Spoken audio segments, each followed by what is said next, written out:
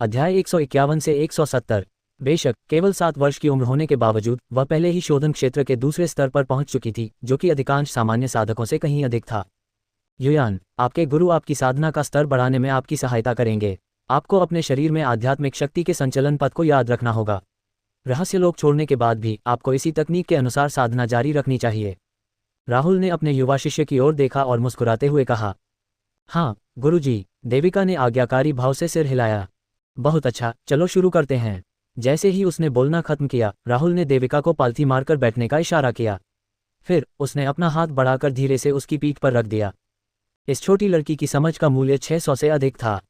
इस प्रकार राहुल की राय में उसे केवल एक बार चीजों को समझाने और प्रदर्शित करने की आवश्यकता थी, और यह उसके दिमाग में गहराई से अंकित हो जाएगा। जब राहुल की आध्यात्मिक शक्ति धीरे धीरे देविका के शरीर में प्रवाहित हुई, तो दबा हुआ दानव भक्षक शरीर वास्तव में हलचल करने लगा। एक सर्वोच्च पदस्थ विशेष संविधान से जैसी अपेक्षा होती है। हालांकि तुम अभी तक विकसित नहीं हुए हो, इसलिए मेरी शक्ति का विरोध करना तुम्हारे लिए संभव नहीं है, राहुल ने मन ही मन सोचा।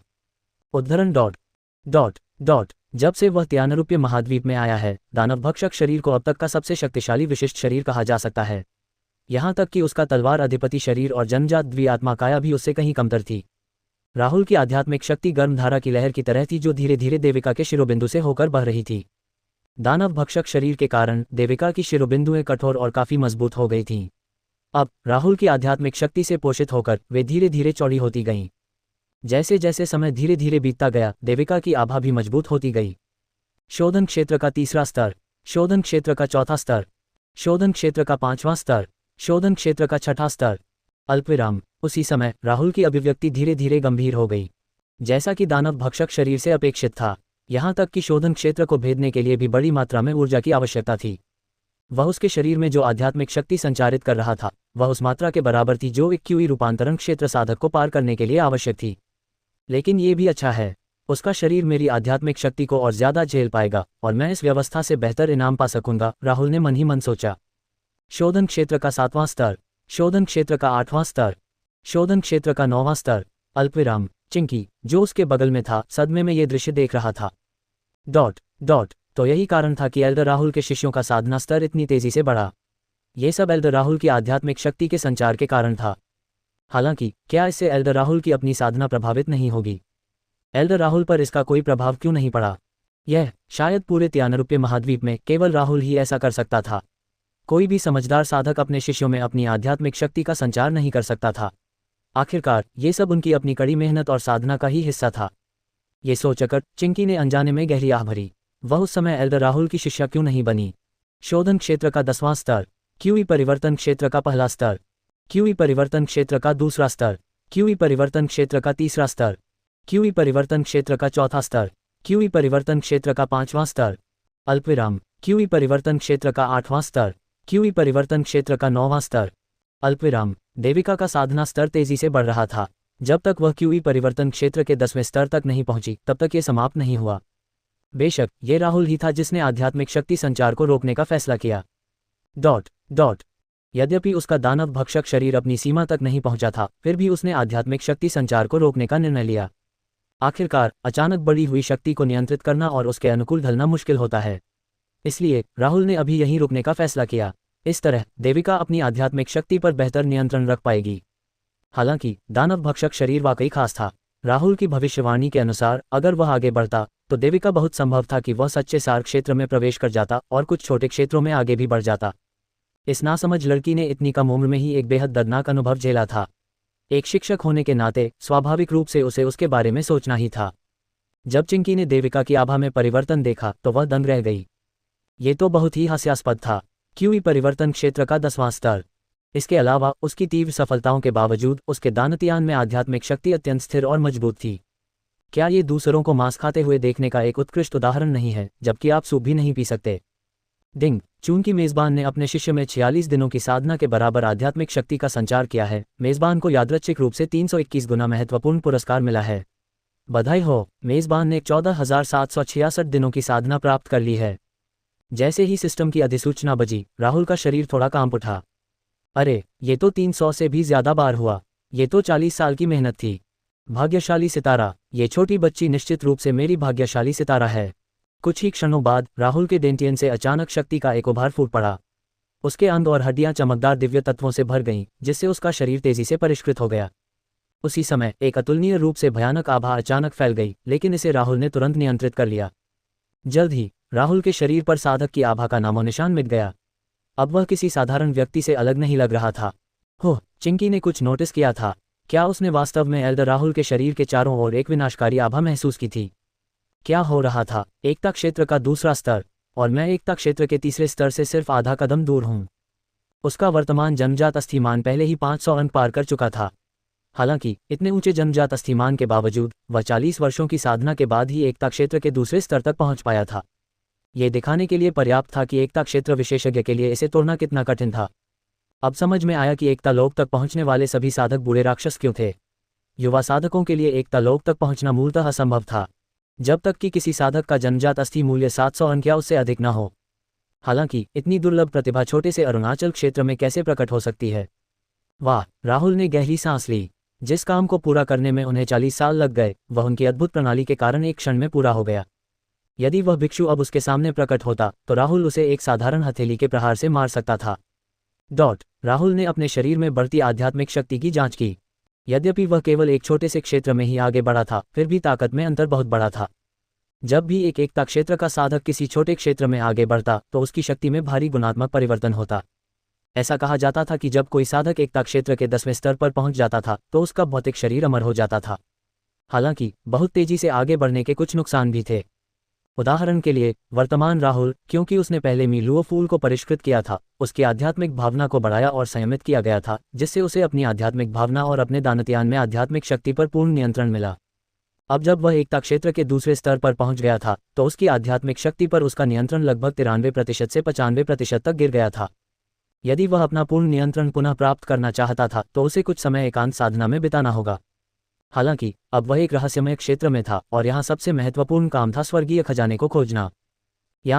मुझ पर हमला करने के लिए अपनी पूरी ताकत का उपयोग करो ताकि मैं देख सकूं कि तुम में कितना सुधार हुआ है। प्रिय पाठकों, आप हमारी सामग्री चुराने वाली साइट पर पढ़ रहे हैं। कृपया हमारा समर्थन करने के लिए इस लिंक URL को कॉपी करें और खोजें। राहुल ने उसे निर्देश दिया। इससे पहले देविका के माता पिता उसे यान एर कहकर बुलाते थे, इसलिए राहुल ने उसे इसी नाम से संबोधित करने का फैसला किया। राहुल को ये जानने की उत्सुकता थी कि दानव भक्षक का शरीर कितना भयानक था। इसके अलावा वह देविका के अपनी शक्ति पर नियंत्रण का भी आकलन कर पाएगा। ये सुनकर देविका के चेहरे पर एक भाव था, अपने शिक्षक पर हमला। वह अच्छी तरह जानती थी कि अपनी ताकत के बल पर वह अपने शिक्षक को चोट नहीं पहुंचा सकती। फिर भी वह अपने शिक्षक पर हमला कैसे कर सकती थी? चिंता मत करो, तुम चाहे कितने भी ताकतवर क्यों ना हो जाओ, तुम मुझे चोट नहीं पहुंचा पाओगे। मैं बस तुम्हारी अपनी शक्ति पर तुम्हारे नियंत्रण का मूल्यांकन करना चाहता हूं। देविका की अभिव्यक्ति में परिवर्तन देखकर राहुल ने मुस्कुराते हुए अपने कारण बताए। अच्छा, तो फिर गुरुजी, आप तैयार हो जाए, यान हमला करने वाला है। फिर देविका ने अपने शरीर में शक्ति जुटाई। जैसे ही राहुल ने सिर हिलाया, देविका के शरीर में शक्ति अचानक फूट पड़ी और मुट्ठी के प्रहारों में परिवर्तित होकर राहुल की हथेली पर जा लगी। Bang bang. यह एहसास ऐसा था जैसे कोई बड़ा आदमी किसी बच्चे के साथ मस्ती कर रहा हो। देविका ने चाहे जितनी बार और जितनी जोर से उसकी हथेली पर मारा हो, उसे कोई नुकसान नहीं हुआ। सबसे महत्वपूर्ण बात यह है कि देविका के हमले पूरी तरह से अव्यवस्थित थे और उनके पीछे कोई तकनीक नहीं थी। इस छोटी लड़की ने स्पष्ट रूप से कोई साधना पद्धति और मार्शल तकनीक नहीं सीखी थी। यान एर, मुझे अपनी पूरी ताकत से मारो, राहुल चिल्लाया। इस छोटी बच्ची को हमेशा डांटा फटाया जाता था और अलग थलग रखा जाता था, जिसकी वजह से उसका व्यक्तित्व एकांतप्रिय हो गया था। इसलिए हालांकि वह जानती थी कि वह उसे चोट नहीं पहुंचा सकती, फिर भी उसने अपनी पूरी ताकत लगाने की हिम्मत नहीं की। जब देविका ने राहुल के शब्दों को सुना और महसूस किया कि वह उसे बिल्कुल भी चोट नहीं पहुंचा सकती, तो उसने अपने शरीर में आध्यात्मिक शक्ति जुटाई और पूरी ताकत से हमला करने के लिए तैयार हो गई। आपके नियंत्रण का स्तर केवल 30% है। ये बहुत कम है। राहुल ने अपना सिर हिलाया। हाँ, ये बेहतर है। ये पहले ही 35% तक पहुंच चुका है। लगातार चलते रहो, ये पहले ही 40% हो चुका है। बहुत बढ़िया, बहुत बढ़िया। ये पहले ही 50% तक पहुंच चुका है। जारी रखें। झील के किनारे देविका की चीखों के अलावा केवल राहुल की टिप्पणियां थीं। चिंकी, जो उनके बगल में था, हक्का बक्का रह गया। एल्डर राहुल के नए शिष्य की विकास गति बहुत ही असामान्य थी। क्या यह एल्डर राहुल की ही प्रतिकृति नहीं थी? न केवल उसकी सफलता की गति बिजली की तरह तेज थी, बल्कि वह अपनी ताकत को नियंत्रित करने में भी तेजी से बेहतर हो रही थी। जैसी उम्मीद थी, एक ही पंख के पक्षी एक साथ रहते हैं। राक्षस। चिंकी को यह भी महसूस हुआ कि यदि वह एल्डर राहुल के साथ बनी रही तो दुनिया के बारे में उसकी समझ सामान्य नहीं रह जाएगी। बुरा नहीं है, आपकी शक्ति पर आपका नियंत्रण 70% तक पहुंच गया है, लेकिन आपकी सुधार गति भी धीरे धीरे धीमी हो रही है। 72%, 74%, बहुत बढ़िया, अब आपकी अपनी ताकत पर आपका नियंत्रण 75% तक पहुंच गया है। चलो अब बस, भले ही आपकी प्रतिभा अच्छी हो, मुझे डर है कि अपनी ताकत पर पूरी तरह से नियंत्रण पाने में आपको कुछ समय लगेगा। लेकिन याद रखना, एक बार जब तुम रहस्यलोक छोड़ दोगे तो तुम अपनी साधना में ढिलाई नहीं बरत सकते। मुझे आशा है कि जब मैं तुम्हें लेने आऊंगा तो मुझे सुखद आश्चर्य होगा। राहुल की नज़र देविका पर पड़ी। वह अपनी इस प्यारी शिष्या को जितना देखता उतना ही संतुष्ट होता जाता। उसने न सिर्फ उसे एक उच्च सिस्टम रिवॉर्ड गुणक दिया, बल्कि उसके अद्भुत जन्मजात अस्थिमान और बोधमान ने उसे एक तेज और कुशल शिक्षार्थी बना दिया।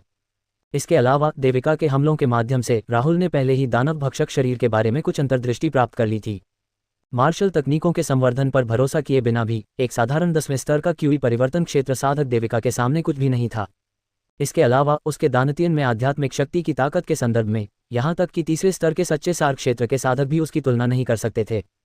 हालांकि ऐसी शक्ति के बदले में दानव भक्षक शरीर वाले साधकों को आगे बढ़ने के लिए कहीं अधिक आध्यात्मिक शक्ति की आवश्यकता होती है। देविका के छोटे छोटे हाथों ने उसके पैरों को सहारा दिया और वह जोर जोर से हाँफ रही थी। उसका माथा पसीने से लथपथ था। ये पहली बार था जब वह किसी से लड़ रही थी। अध्यापक। राहुल की बातें सुनकर देविका की आंखें लाल हो गईं। क्या हुआ? यान र टीचर का साथ नहीं छोड़ना चाहता। टीचर, आपको जल्दी से आकर मुझे ले जाना होगा। देविका ने अपना सिर उठाया और राहुल को देखा, अपने दिल में उदासी को दबाने की पूरी कोशिश की। जब उसने इस तथ्य के बारे में सोचा कि वह अपने शिक्षक से अलग हो जाएगी तो देविका दुखी होने से खुद को नहीं रोक सकी। हालांकि वह राहुल को ज्यादा समय से नहीं जानती थी, लेकिन ये पहली बार था जब उसके माता पिता के अलावा किसी और ने उसकी परवाह की थी। यह एक ऐसा एहसास था जिसकी उसे हमेशा से चाहत और लालसा थी। बिल्कुल, रहस्यलोक छोड़ने के बाद मैं तुम्हें ढूंढने आऊंगा। राहुल मुस्कुराया और देविका के सिर को सहलाया। ठीक है मूर्ख लड़की, मुझे अभी भी तुम्हें बहुत सी अच्छी बातें सिखानी हैं। जैसे ही उसने बोलना समाप्त किया, राहुल ने अपनी ठुड्डी रगड़ी और सोचने लगा। उसे देविका को किस प्रकार की साधना पद्धति और युद्ध तकनीक सिखानी चाहिए। बेशक, चाहे वे किसी भी प्रकार की साधना पद्धति और मार्शल तकनीकें हों, राहुल आमतौर पर केवल उच्चतम श्रेणी वाले को ही निकालता था ताकि वह प्रणाली से बेहतर पुरस्कार प्राप्त कर सके। हालांकि देविका का साधना स्तर बहुत कम था, इसलिए उसके लिए कुछ उच्च स्तरीय विधियों और तकनीकों का अभ्यास करना उपयुक्त नहीं हो सकता था। राहुल ने एक पल के लिए सोचा और फिर अपनी तर्जनी उंगली बढ़ाकर देविका के माथे पर धीरे से थपथपाया। मैंने आपके लिए कुछ अच्छी साधना विधियां और युद्ध तकनीकें चुनी हैं, लेकिन वे आपके वर्तमान साधना स्तर के लिए उपयुक्त नहीं हैं। आपको बस उन्हें अभी याद रखना है। जब आपकी साधना उस स्तर तक पहुंच जाएगी तो आप स्वाभाविक रूप से उनकी साधना शुरू कर सकते हैं। जैसे ही उसने बोलना समाप्त किया, देविका को अचानक महसूस हुआ कि उसके दिमाग में कुछ अपरिचित साधना विधियां और मार्शल तकनीकें प्रकट हुईं। डिंग, चूंकि मेजबान ने अपने शिष्य को 3000 वज्र तलवार तकनीक मध्य श्रेणी पृथ्वी श्रेणी प्रदान की है, मेजबान को यादृच्छिक रूप से 102 गुना महत्वपूर्ण पुरस्कार मिला है। बधाई हो, मेजबान ने बिजली क्लेश तलवार तकनीक उच्च श्रेणी पृथ्वी श्रेणी प्राप्त कर ली है। डिंग, चूंकि मेजबान ने अपने शिष्य को स्टार स्लैश तकनीक उच्चतम ब्लैक रैंक दी है, मेजबान को यादृच्छिक रूप से 68x क्रिटिकल रिवॉर्ड मिला है। बधाई हो, मेजबान ने वॉर्ड स्लैश तकनीक निम्न श्रेणी अर्थ रैंक प्राप्त कर ली है। डिंग, चूंकि मेजबान ने अपने शिष्य को अंतहीन तलवार तकनीक उच्चतम श्रेणी की काली रैंक दी है, मेजबान को यादृच्छिक रूप से 169 गुना क्रिटिकल इनाम मिला है। बधाई हो, मेजबान ने निहिलिटी तलवार रक्षा तकनीक मध्यम श्रेणी की पृथ्वी रैंक प्राप्त कर ली है। उसी समय सिस्टम नोटिफिकेशन एक के बाद एक राहुल के दिमाग में गूंजने लगे। तुरंत राहुल की आंखें चमक उठीं। ये नासमझ लड़की सचमुच उसकी किस्मत का सितारा थी। उसे सिखाने पर उसे मिलने वाले इनाम बहुत ज्यादा थे। इन तकनीकों की विशेषताएं बहुत समान थीं। ये सभी तलवार की तकनीकें थीं और उनमें से कई बिजली की शक्ति से संबंधित थीं। यदि राहुल स्वर्गीय बिजली के इरादे को समझ सकता है, साथ ही सिस्टम द्वारा दी गई उच्च स्तरीय तकनीकों को भी समझ सकता है, तो उसकी लड़ाकू शक्ति में काफ़ी वृद्धि होगी। यदि वह शून्य स्लैश में निपुण हो जाए तो वह अंतरिक्ष को भी चीरने में सक्षम हो जाएगा। जब राहुल ने पहले मोटे साधु से लड़ाई की थी तो एक स्थानिक दरार इसलिए आई थी क्योंकि कटोरा टूट गया था। कटोरा एक स्थानिक भंडारण उपकरण था, इसलिए जब राहुल की तलवार क्यूई से वह टूटा तो उसमें एक स्थानिक दरार बन गई। हालांकि जब तक राहुल शून्य स्लैश तकनीक में महारत हासिल कर लेता, वह अंतरिक्ष में वार करने और अपने स्थानिक आंसू और दरारें बनाने में सक्षम होता। निहिलिटी स्वॉर्ड डिफेंस तकनीक एक रक्षात्मक मार्शल तकनीक थी। इसमें महारत हासिल करने पर यह दुश्मन के हमलों को रोकने के लिए एक अवरोध पैदा करने में सक्षम थी। हालांकि राहुल ने कभी रक्षात्मक युद्ध तकनीक का इस्तेमाल नहीं किया था। इसकी कोई ज़रूरत भी नहीं थी। उसने अपने सभी विरोधियों को लगभग कुचल दिया था और अभी तक उसे कोई ऐसा प्रतिद्वंद्वी नहीं मिला था जो उसे नुकसान पहुंचा सके। हालांकि ये तकनीकें वास्तव में बहुत उच्च स्तरीय हैं और आपके लिए उपयुक्त नहीं हैं, फिर भी मैंने आपके लिए विशेष रूप से कुछ उपयुक्त तकनीकों का चयन किया है। जैसे ही उसने बोलना समाप्त किया, राहुल ने एक बार फिर अपनी तर्जनी उंगली बढ़ाई और धीरे से देविका के माथे पर थपथपाया। उन्होंने उसे जो तकनीकें सिखाईं उनमें स्पिरिट तलवार तकनीक, गेल तलवार तकनीक आदि शामिल थीं। ओह हाँ, अपनी आभा को छिपाने की भी एक तकनीक है। फिर राहुल ने उसे शून्यता तकनीक भी सिखाए। डिंग, चूंकि मेज़बान ने अपने शिष्य को निहिलिटी तकनीक गुप्त तकनीक दी है, मेज़बान को यादृच्छिक रूप से 30 गुना क्रिटिकल इनाम मिला है। बधाई हो, मेज़बान ने हिडन ड्रैगन तकनीक हासिल कर ली है। छिपे हुए ड्रैगन तकनीक। ये देखकर राहुल अपनी बाहें उठाने से खुद को रोक नहीं सका। हिडन ड्रैगन तकनीक निहिलिटी तकनीक से ज़्यादा अलग नहीं थी, लेकिन निहिलिटी तकनीक की तुलना में यह अपने उपयोगकर्ता को अपनी आभा का अनुकरण या बनावटी रूप दिखाने की क्षमता देती थी। उपयोगकर्ता कमज़ोर या उससे भी ज़्यादा शक्तिशाली दिखाई दे सकता था। इस अर्थ में उपयोगकर्ता अपनी आभा का दिखावा करके शक्तिशाली विरोधियों को भी डराने में सक्षम हो सकता है। बुरा नहीं, ये निश्चित रूप से दिखावटी लोगों के लिए एक बढ़िया उपकरण है। राहुल के होठों पर मुस्कान आ गई। उसके बगल में बैठी देविका पूरी तरह से स्तब्ध रह गई। उसकी आंखें सदमे से भरी हुई थीं। उसके गुरु ने उसे किस स्तर की साधना विधियां और युद्ध तकनीकें सिखाई थीं? क्या ये कुछ ज़्यादा ही शक्तिशाली नहीं थीं? हालांकि देविका को ज़्यादा जानकारी नहीं थी, फिर भी उसकी 600 अंकों की समझ सिर्फ दिखावे के लिए नहीं थी। वह इन तकनीकों की बुनियादी अवधारणाओं को आसानी से समझ लेती थी। एक पल के लिए देविका का छोटा सा दिल कांप उठा। राहुल को यह एहसास नहीं हुआ कि उसका शिष्य क्या सोच रहा था, और उसने बस की हुई भंडारण और आभा छिपाने की तकनीकें उसे भी बता दी, क्योंकि वे उस समय साधना के लिए अधिक उपयुक्त थीं। सच्चे सार क्षेत्र में पहुंचने के बाद वह आभा छिपाने की तकनीक विकसित करने में सक्षम हो जाएगी। युद्ध तकनीक और साधना विधियां सिखाए जाने के बाद अब समय था सवारी, गोलियां आदि का। राहुल की भौहों के बीच दिव्य प्रकाश चमक उठा और एक अतुलनीय विशाल पक्षी अचानक उसके बगल में प्रकट हुआ। ये फायर विंग था, एक मध्यम श्रेणी का 5वां राक्षस। इसकी ताकत एक मानव स्वर्ण कोर क्षेत्र विशेषज्ञ के बराबर थी। देविका की सुरक्षा में फायर विंग के साथ राहुल को राहत महसूस हुई। देविका ने आश्चर्य से अपने सामने फायर विंग को देखा। इस बड़े पक्षी के आकार की तुलना में वह नगण्य थी। देविका स्तब्ध था, तभी राहुल ने हाथ बढ़ाकर अग्निपंख को पकड़ लिया। तभी रक्तसार की एक बूंद, जो तेज रोशनी बिखेर रही थी, अचानक प्रकट हुई। कुछ ही क्षणों बाद राहुल की तर्जनी उंगली ने धीरे से देविका की ओर इशारा किया। अचानक ही अग्निपंख का आह्वान पैटर्न देविका के माथे पर उभर आया। एक चमकदार नीली रोशनी चमकी, जिसके बाद विशाल ज्वलंत पक्षी अचानक प्रकाश की एक किरण में बदल गया और देविका की भौहों के बीच के स्थान में गायब हो गया। क्या यह मेरा राक्षस जानवर साथी है? देविका दंग रह गया। वास्तव में उसके साथ एक राक्षस पशु साथी था जिसके पास बहुत भयानक शक्ति थी। क्या वह सपना देख रही थी? ये सही है, जब मैं दूर रहूंगा तब वह तुम्हारी रक्षा करेगा, राहुल ने मुस्कुराते हुए कहा। शुक्रिया टीचर मेरे लिए बहुत अच्छे हैं। ये देखकर देविका अपनी प्यारी सी मुस्कान बिखेरने से खुद को रोक नहीं पाए।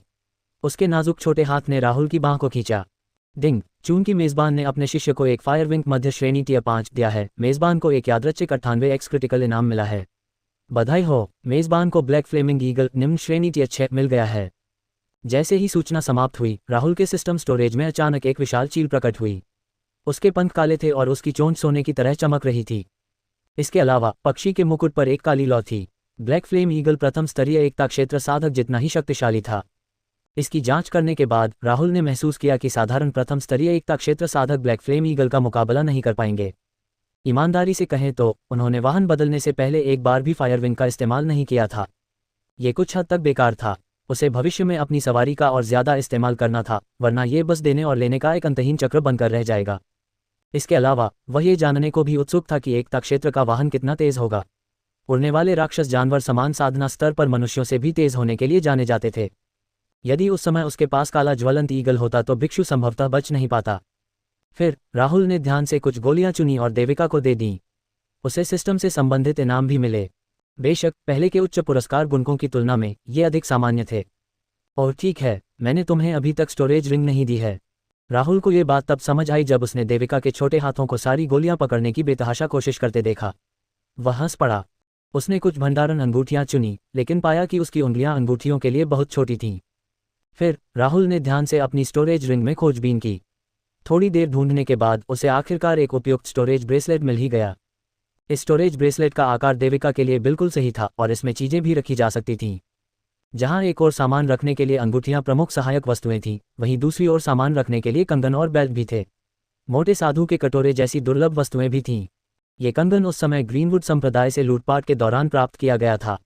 दुर्भाग्य से भंडारण अंगूठी की तुलना में इसके अंदर का भंडारण स्थान बहुत छोटा था, 20 घन मीटर से भी कम। बेशक ये देविका के लिए फिलहाल उपयोग करने के लिए पर्याप्त था। वैसे भी उसके पास स्थानिक भंडारण उपकरणों की कमी नहीं थी। उसके पास लगभग 30 उपकरण थे, इसलिए उसे इसके लिए कोई अच्छा सिस्टम इनाम मिलने की चिंता नहीं थी। इसके अलावा सिस्टम में अपनी स्टोरेज स्पेस भी थी जो बहुत बड़ी थी।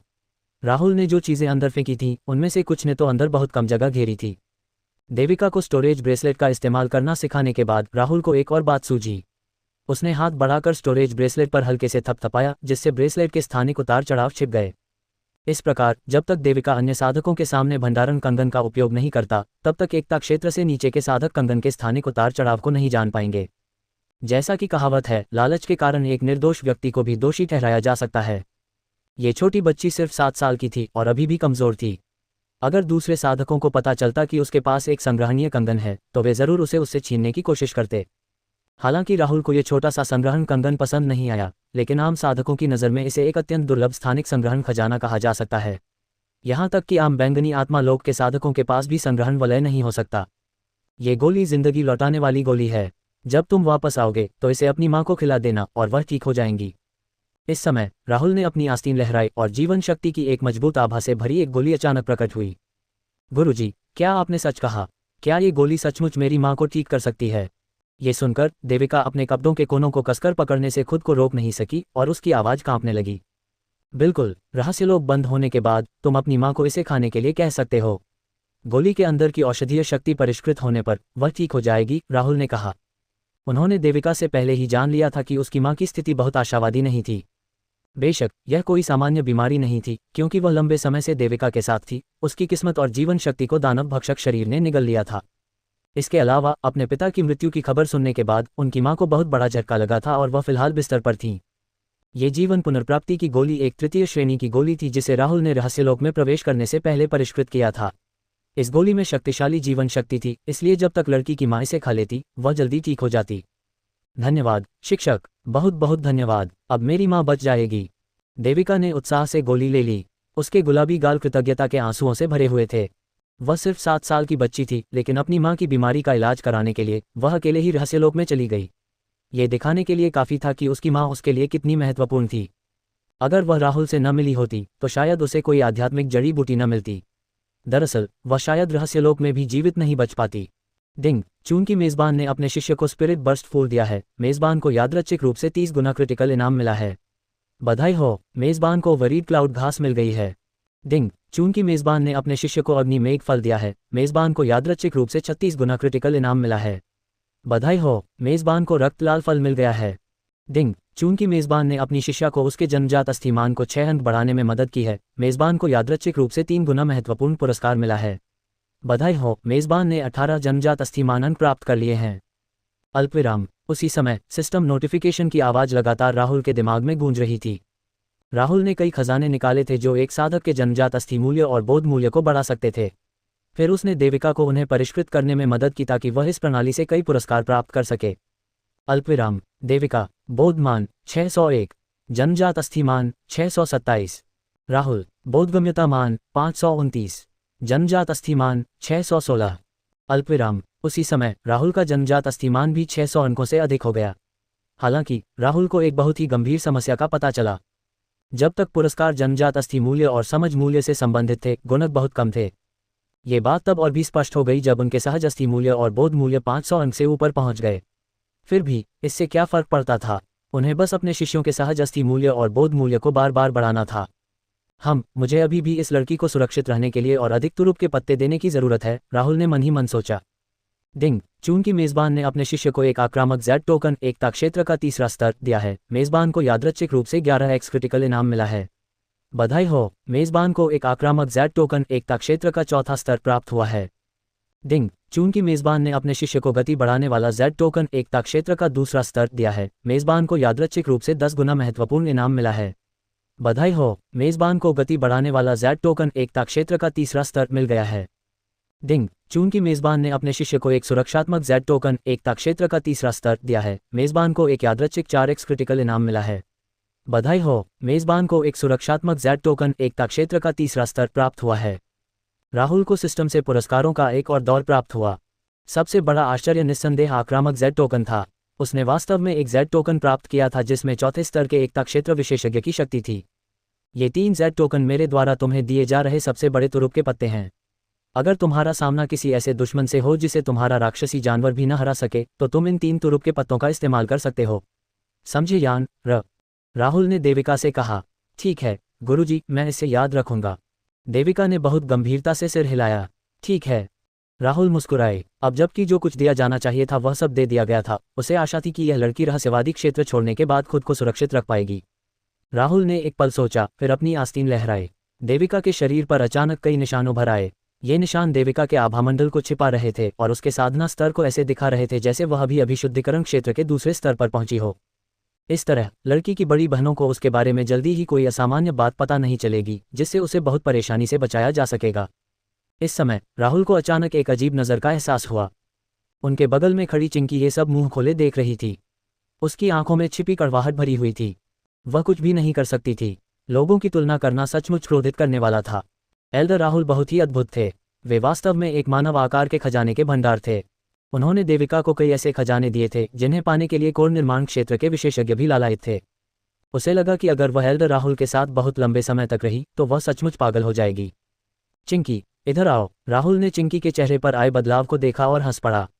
फिर उसने उसे अपने पास आने का इशारा किया। ये देखकर चिंकी का दिल धड़क उठा और वह तुरंत कुछ उम्मीद भरी नज़रों से राहुल के पास चली गई। राहुल मुस्कुराया और फिर अपनी तर्जनी उंगली से उसके माथे की ओर इशारा किया और उसे तूफानी वार और आभा को छिपाने की तकनीक सिखाए। भविष्य में तुम्हें अच्छा अभ्यास करना होगा, राहुल ने कहा। धन्यवाद एल्डर राहुल। जूनियर निश्चित रूप से एल्डर राहुल की उम्मीदों को निराश नहीं करेगा। चिंकी का शरीर कांप उठा। उसे उम्मीद नहीं थी कि एल्डर राहुल के साथ रहकर उसे कुछ हासिल होगा। ये वाकई एक बेहतरीन मौका था। हालांकि राहुल को इसकी ज्यादा परवाह नहीं थी। उसने शुरू में कुछ युद्ध तकनीकें और साधना विधियां चुनकर उन्हें ठाकुर संप्रदाय को देने की योजना बनाई थी, खासकर आभा छिपाने की तकनीक। सब कुछ तय हो गया है। चलो स्वर्गीय बिजली कुंड पर चलते हैं। हालांकि जैसे ही वह उन दोनों के साथ जाने वाला था, एक चमकदार तलवार क्यू अचानक कुछ ही दूरी पर चमक उठी। दीप्तिमान तलवार क्यू अतुलनीय रूप से रहस्यमय रक्त लाल पैटर्न के साथ खिली हुई थी और एक भयानक आभा से भरी हुई थी। एकता क्षेत्र विशेषज्ञ, ये देखकर राहुल अपनी आंखें सिकुड़ने से खुद को नहीं रोक सका। रुको, ये तो। जब उसकी आध्यात्मिक भावना तलवार क्यूई की आभा पर केंद्रित हुई तो वह दंग रह गया। वह इस आभा से केवल इसलिए परिचित था क्योंकि यह उसकी अपनी आभा थी। थोड़ी देर यहीं रुको, हिलना मत। जैसे ही उसने बोलना समाप्त किया, राहुल की आकृति अचानक प्रकाश की एक लकीर में बदल गई और गायब हो गई। उसकी तलवार क्यू के अचानक प्रकट होने का कारण बहुत सरल था। किसी ने उसके द्वारा परिष्कृत किए गए जेड टोकन में से एक का उपयोग किया था।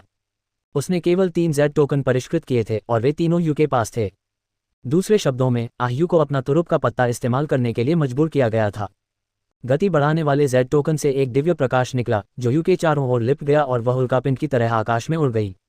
हालांकि वह बेतहाशा भागते हुए बेहद दयनीय लग रही थी। जीयू, दिव्य प्रकाश पंखों के एक जोड़े में परिवर्तित हो गया था जिससे उसकी गति बढ़ गई थी।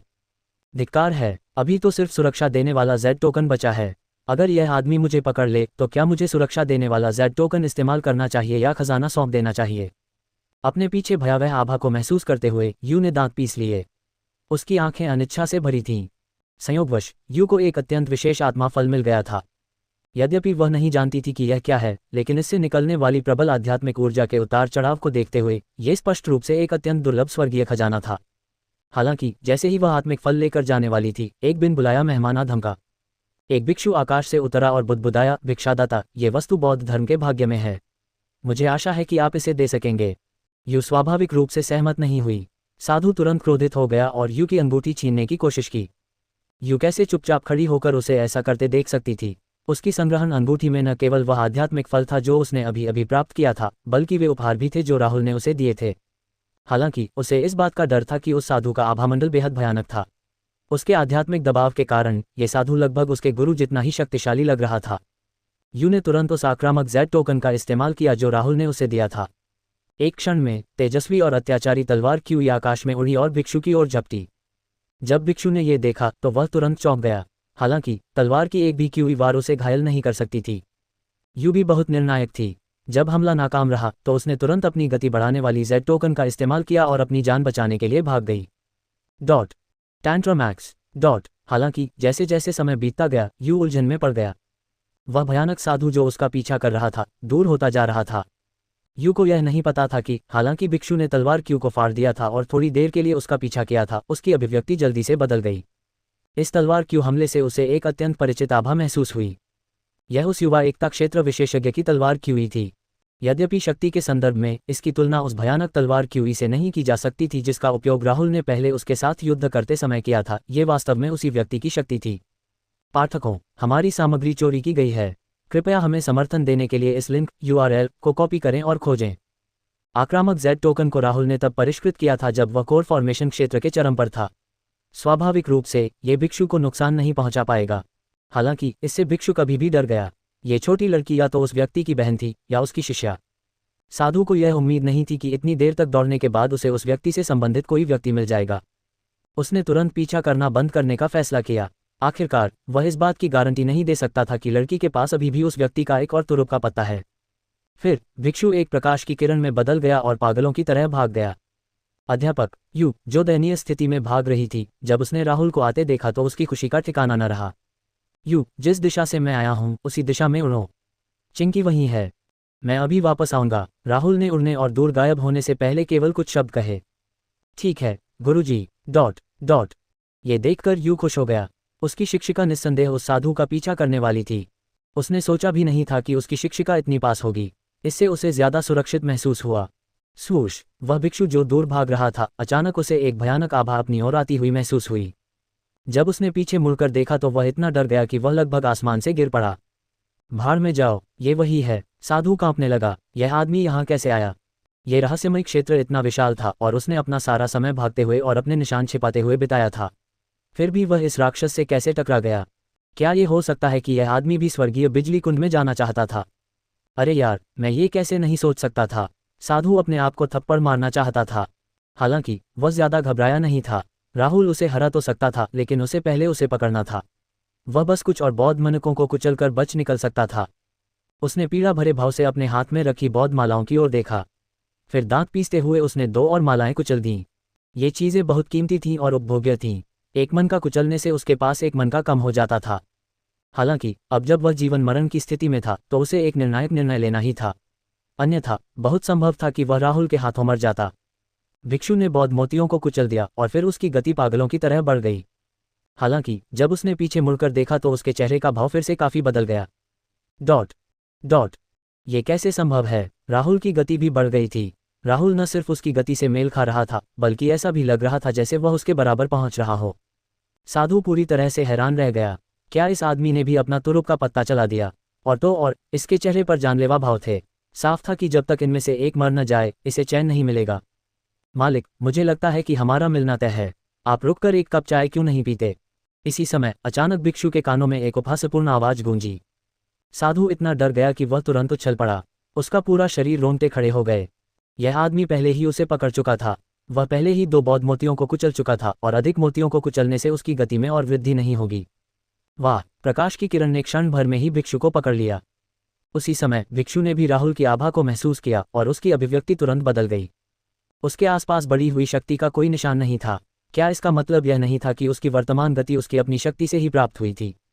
इसका कोई अर्थ नहीं। जब वे पहले मिले थे तो वह उतना मजबूत या तेज नहीं था। राहुल ठंडी मुस्कान के साथ मुस्कुराया। फिर उसने धीरे से अपनी दाहिनी मुट्ठी उठाई और वार किया। यह एक बहुत ही साधारण और हिंसक मुक्का था। इसमें उस मुक्के का जरा भी भाव नहीं था जो उसने पहले समझा था। फिर भी साधु भयभीत था। वह सचमुच महसूस कर सकता था मौत। यद्यपि मुक्का साधारण लग रहा था, लेकिन वह जानता था कि यदि मुक्का उसे लगा तो वह निस्संदेह मर जाएगा। Bang bang! तत्काल ही भिक्षु ने अपने हाथ में 2 बौद्ध मनकों को कुचल दिया, जिससे उसके शरीर के चारों ओर 2 स्तरीय ऊर्जा अवरोध उत्पन्न हो गया।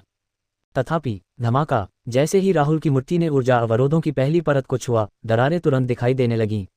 कुछ ही क्षणों में पहली परत चकनाचूर हो गई। भिक्षु हक्का बक्का रह गया। धमाका! राहुल की मुट्ठी बिल्कुल भी नहीं रुकी और ऊर्जा अवरोध की दूसरी परत पर प्रहार किया, जो कुछ ही क्षणों बाद टूट गई। कैसे? फफ!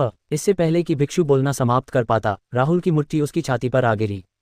भिक्षु जिस राक्षस वशीकरण शरीर का अभ्यास कर रहा था, उससे एक चमकदार प्रकाश निकल रहा था। हालांकि कुछ ही क्षणों बाद वह अत्यंत मंद हो गया। धमाका! भिक्षु का शरीर तोप के गोले की तरह उड़ गया। पफ! भिक्षु की छाती टूट गई तथा उसके शरीर से खून निकलने लगा, जिससे उसका शरीर पहाड़ की ओर जा टकराया, जिससे पेड़ नष्ट हो गए तथा टक्कर स्थल पर एक बड़ा गड्ढा बन गया। राहुल ने उसे उदासीनता से देखा क्योंकि वह आगे बढ़ता रहा। चोटों के बावजूद साधु मरा नहीं। उसने उसके शरीर में दिव्य तत्वों को सक्रिय कर दिया, जिससे वह ठीक हो गया। राहुल चिंतित नहीं था। उसने पहले जो मुक्का मारा था वह बस एक साधारण मुक्का था। फिर भी ये भिक्षु को नरक के द्वार पर ले आया था। दरअसल दोपरत ऊर्जा अवरोध के बिना भिक्षु पहले ही मर चुका होता। ये कैसे संभव हुआ? उनके बीच आखिरी बार लड़ाई हुए कितना समय हो गया था? वह इतनी जल्दी इतना शक्तिशाली कैसे बन गया? क्या ये व्यक्ति एकता क्षेत्र के दूसरे स्तर तक पहुंच गया था? साधु के मन में कई सवाल कौंध रहे थे। भय, सदमा और उलझन ने उसके दिल को जकड़ लिया था। भिक्षु ने अब और प्रतिरोध न करने का फैसला किया। वह अच्छी तरह जानता था कि राहुल ने उसे एक मामूली मुक्के से ही लगभग मार ही डाला था। अगर उसने अपनी तलवार क्यू का इस्तेमाल किया तो वह तुरंत राख हो जाएगा। अब वह बुद्ध आत्मा फल के बारे में नहीं सोचता था। भिक्षादाता, ये दरिद्र भिक्षु। भिक्षुक ने अपना सिर नीचे करके क्षमा मांगना चाहा, लेकिन उसका चेहरा तुरंत पीला पड़ गया। राहुल न्याव ने उसकी बात अनसुनी कर दी। उसने धीरे से अपनी दाहिनी मुट्ठी उठाई और एक और मुक्का मारने ही वाला था। अगर यह मुक्का लग गया तो साधु जरूर मर जाएगा। भिक्षादाता, सब कुछ इस दरिद्र साधु का दोष है। कृपया दया करो। यदि आप मुझे मार देते हैं तो युंजिन मंदिर निश्चित रूप से इसे नहीं जाने देगा। साधु ने चेहरे पर भय के भाव के साथ चिल्लाया। ओह, तो अगर मैं तुम्हें जाने दूं तो क्या तुम हमारी पिछली दुश्मनी भूल जाओगे? राहुल ने भिक्षु को प्रश्नवाचक दृष्टि से देखा। बिल्कुल बिल्कुल, जब तक आप मुझे जाने देंगे हमारे बीच की दुश्मनी खत्म हो जाएगी और युंजिन मंदिर निश्चित रूप से भिक्षा देने वाले से कोई परेशानी नहीं चाहेगा। हालांकि उसकी आंखों की गहराई में हत्या की नीयत साफ झलक रही थी। इतनी असाधारण प्रतिभा वाले को भला कैसे जिंदा रहने दिया जा सकता है? एक बार जब वह रहस्यवादी क्षेत्र से बाहर निकल गया तो उसने राहुल को मारने के लिए हर उपलब्ध विधि और संसाधन का उपयोग किया। उस समय राहुल के हाथों उसे जो अपमान सहना पड़ा था उसका बदला उसे निश्चित रूप से 100 गुना चुकाना होगा। हालांकि वर्तमान में उसकी जान बचाना अधिक महत्वपूर्ण था। हे, क्या तुमने सचमुच सोचा था कि मैं तुम पर विश्वास करूंगी? राहुल ने सहजता से जवाब दिया। उसकी दाहिनी मुट्ठी से भयानक शक्ति निकलने लगी और उसने धीरे धीरे उसे मुट्ठी के इरादे से ढक दिया। हे, क्या इस साधु ने उसे मूर्ख समझ लिया? उसने न सिर्फ पहले बुद्ध आत्मा फल छीनने की कोशिश की थी, बल्कि उसने यू को लगभग नुकसान पहुंचा ही दिया था, जिससे उसे जेड टोकन इस्तेमाल करने पर मजबूर होना पड़ा था। क्या तुम सचमुच युंजिन मंदिर के बदले से नहीं डरते? यदि तुम मुझे मार दोगे तो न केवल तुम मरोगे, बल्कि जिस संप्रदाय से तुम संबंधित हो वह भी मर जाएगा। हालांकि इससे पहले कि भिक्षु अपनी बात पूरी कर पाता, राहुल की मुट्ठी पहले ही वार कर चुकी थी। तुम्हें चिंता करने की जरूरत नहीं है। ये बस एक युंजिन मंदिर है। मैं तुम्हें बताना ही भूल गया था। मैंने पहले युंजिन मंदिर के एक भिक्षापात्र से एक और भिक्षु को भी मार डाला था। राहुल के मुंह के कोनों पर एक ठंडी मुस्कान लटकी हुई थी। ये कैसे हुआ? ये सुनकर साधु के चेहरे पर एकदम से परिवर्तन आ गया। राहुल की मुट्ठी इरादे से भरी हुई थी। वह तुरंत ही भिक्षु के शरीर पर टूट पड़ी। धमाका! दुनिया कांप उठी। जमीन पर दरारें पड़ गईं। अब जमीन पर सैकड़ों मीटर गहरी खाई बन गई थी। सैकड़ों किलोमीटर दूर अनगिनत साधकों ने भी इस भयानक शक्ति को महसूस किया। खाई को प्रकट होते देख उनके चेहरों पर अलग अलग भाव उभर आए। उसी समय स्वर्गीय बिजली के कुंड पर एकता क्षेत्र के उन विशेषज्ञों ने, जो स्वर्गीय बिजली के इरादे को समझने की कोशिश कर रहे थे, अपनी आंखें खोल दीं। वे अनिश्चित भावों से राहुल की ओर देखने लगे। अपनी मृत्यु से पहले भिक्षु का हृदय अनिच्छा और आक्रोश से भरा हुआ था। हालांकि युंजिन मंदिर को यह जरूर पता चल जाएगा कि उसकी और दूसरे भिक्षु की मौत कैसे हुई, लेकिन फिलहाल उसे इससे कोई फर्क नहीं पड़ता। आखिरकार वह तो मर ही जाएगा। युंजिन मंदिर को भी एक शक्तिशाली दुश्मन मिल गया था। अब चूंकि राहुल को युंजिन मंदिर के बारे में पता था, इसलिए वह स्वाभाविक रूप से सतर्क रहेगा। फिर उसे मारना मुश्किल होगा। इसके अलावा यदि वे इस अद्वितीय प्रतिभा को नहीं मार सके तो युंजिन मंदिर को भविष्य में निश्चित रूप से बड़ी आपदा का सामना करना पड़ेगा। फिर भी वह उस भविष्य को देखने के लिए जीवित नहीं रहेगा। जब मुक्का पड़ा तो उसका शरीर और आत्मा तुरंत ही टुकड़े टुकड़े हो गए। यहाँ तक कि उसके शरीर में मौजूद दिव्य तत्व भी राख में बदल गए। फिर राहुल ने अपना हाथ उस दिशा में बढ़ाया जहां भिक्षु गिरा था, जिसके बाद प्रकाश की 5 धारियां फूट पड़ीं और राहुल की हथेली पर आ गिरीं। ये भिक्षु की बौद्ध मालाएं थीं। मूलतः भिक्षु के हाथ में कुल 14 बौद्ध मनके थे, लेकिन अब केवल 5 ही बचे थे। शेष 5 बुद्ध मोतियों में से एक में शक्तिशाली आक्रमण क्षमता थी, 2 में अत्यंत मजबूत रक्षात्मक शक्ति थी तथा अन्य में साधक की गति को बढ़ाने की क्षमता थी। अंतिम वाले में वास्तव में भंडारण स्थान था। राहुल ने अपनी आध्यात्मिक समझ का उपयोग किया और धीरे धीरे उस बौद्ध मनके की जांच की। एकता क्षेत्र के विशेषज्ञ से जैसी उम्मीद थी, वह सचमुच बहुत अमीर था। चाहे वह साधना पद्धतियां हों, युद्ध तकनीकें हों या गोलियां हों, ये कहा जा सकता है कि उसके पास सब कुछ था। हालांकि उनमें से ज्यादातर गोलियां गुणवत्ता के मामले में काफी औसत दर्जे की थीं। कुछ तीसरी श्रेणी की गोलियों को छोड़कर बाकी मूलतः पहली और दूसरी श्रेणी की गोलियां थीं।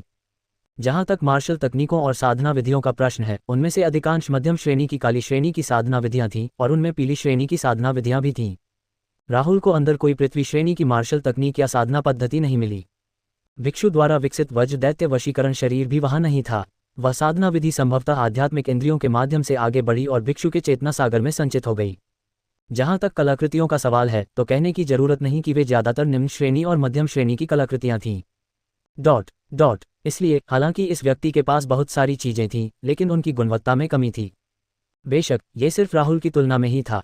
महान अशोका राजवंश में भिक्षु की संपत्ति पहले से ही एक संप्रदाय के संसाधनों के बराबर थी।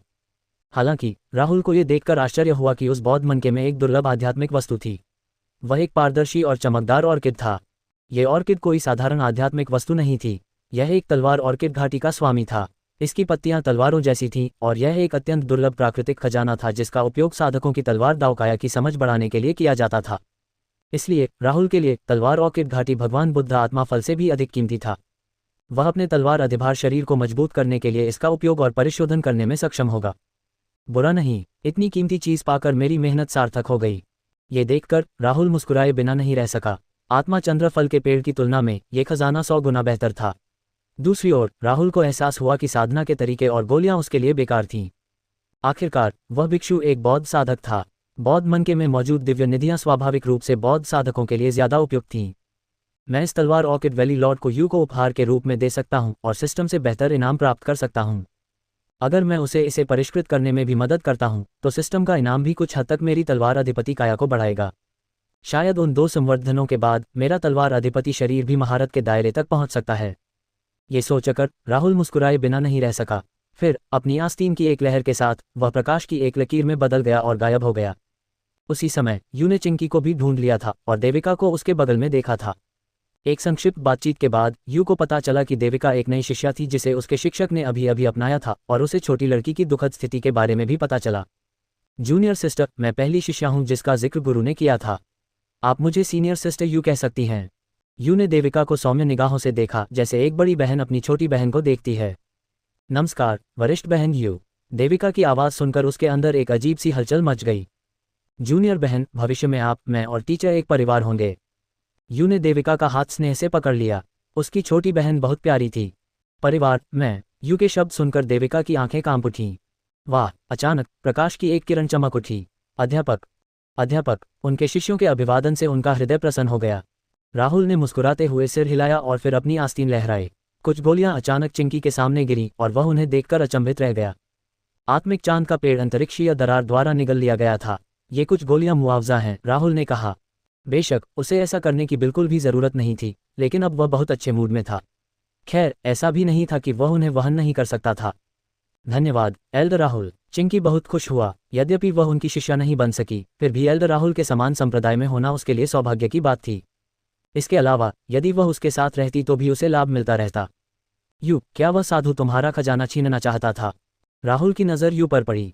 बिल्कुल सही। मुझे पहले एक बेहद दुर्लभ स्पिरिट फ्रूट मिला था और जैसे ही मैंने उसे अपनी स्टोरेज रिंग में रखा, वह साधु प्रकट हो गया। उसने कहा कि यह स्पिरिट फ्रूट बौद्ध धर्म के साथ जुड़ा है और वह चाहता है कि मैं इसे दे दूं। बेशक मैं सहमत नहीं था और फिर उस भिक्षु ने इसे छीनने की कोशिश की, जिससे मुझे आपके द्वारा दिए गए ट्रम्प कार्ड का उपयोग करने के लिए मजबूर होना पड़ा, यू ने कहा। बेवकूफ़ी है। ये गंजे गधे सब एक ही बहाना बनाते हैं। साफ है कि इन्हें दूसरों के खजाने का लालच है। ये सुनकर राहुल ने उपहास किया। उन्होंने बौद्ध धर्म का उपयोग दूसरों के श्रम का फल छीनने के बहाने के रूप में किया।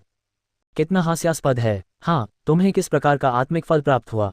जब यू ने यह प्रश्न सुना तो उसने अपनी भंडारण अंगूठी से आत्मा फल निकाला।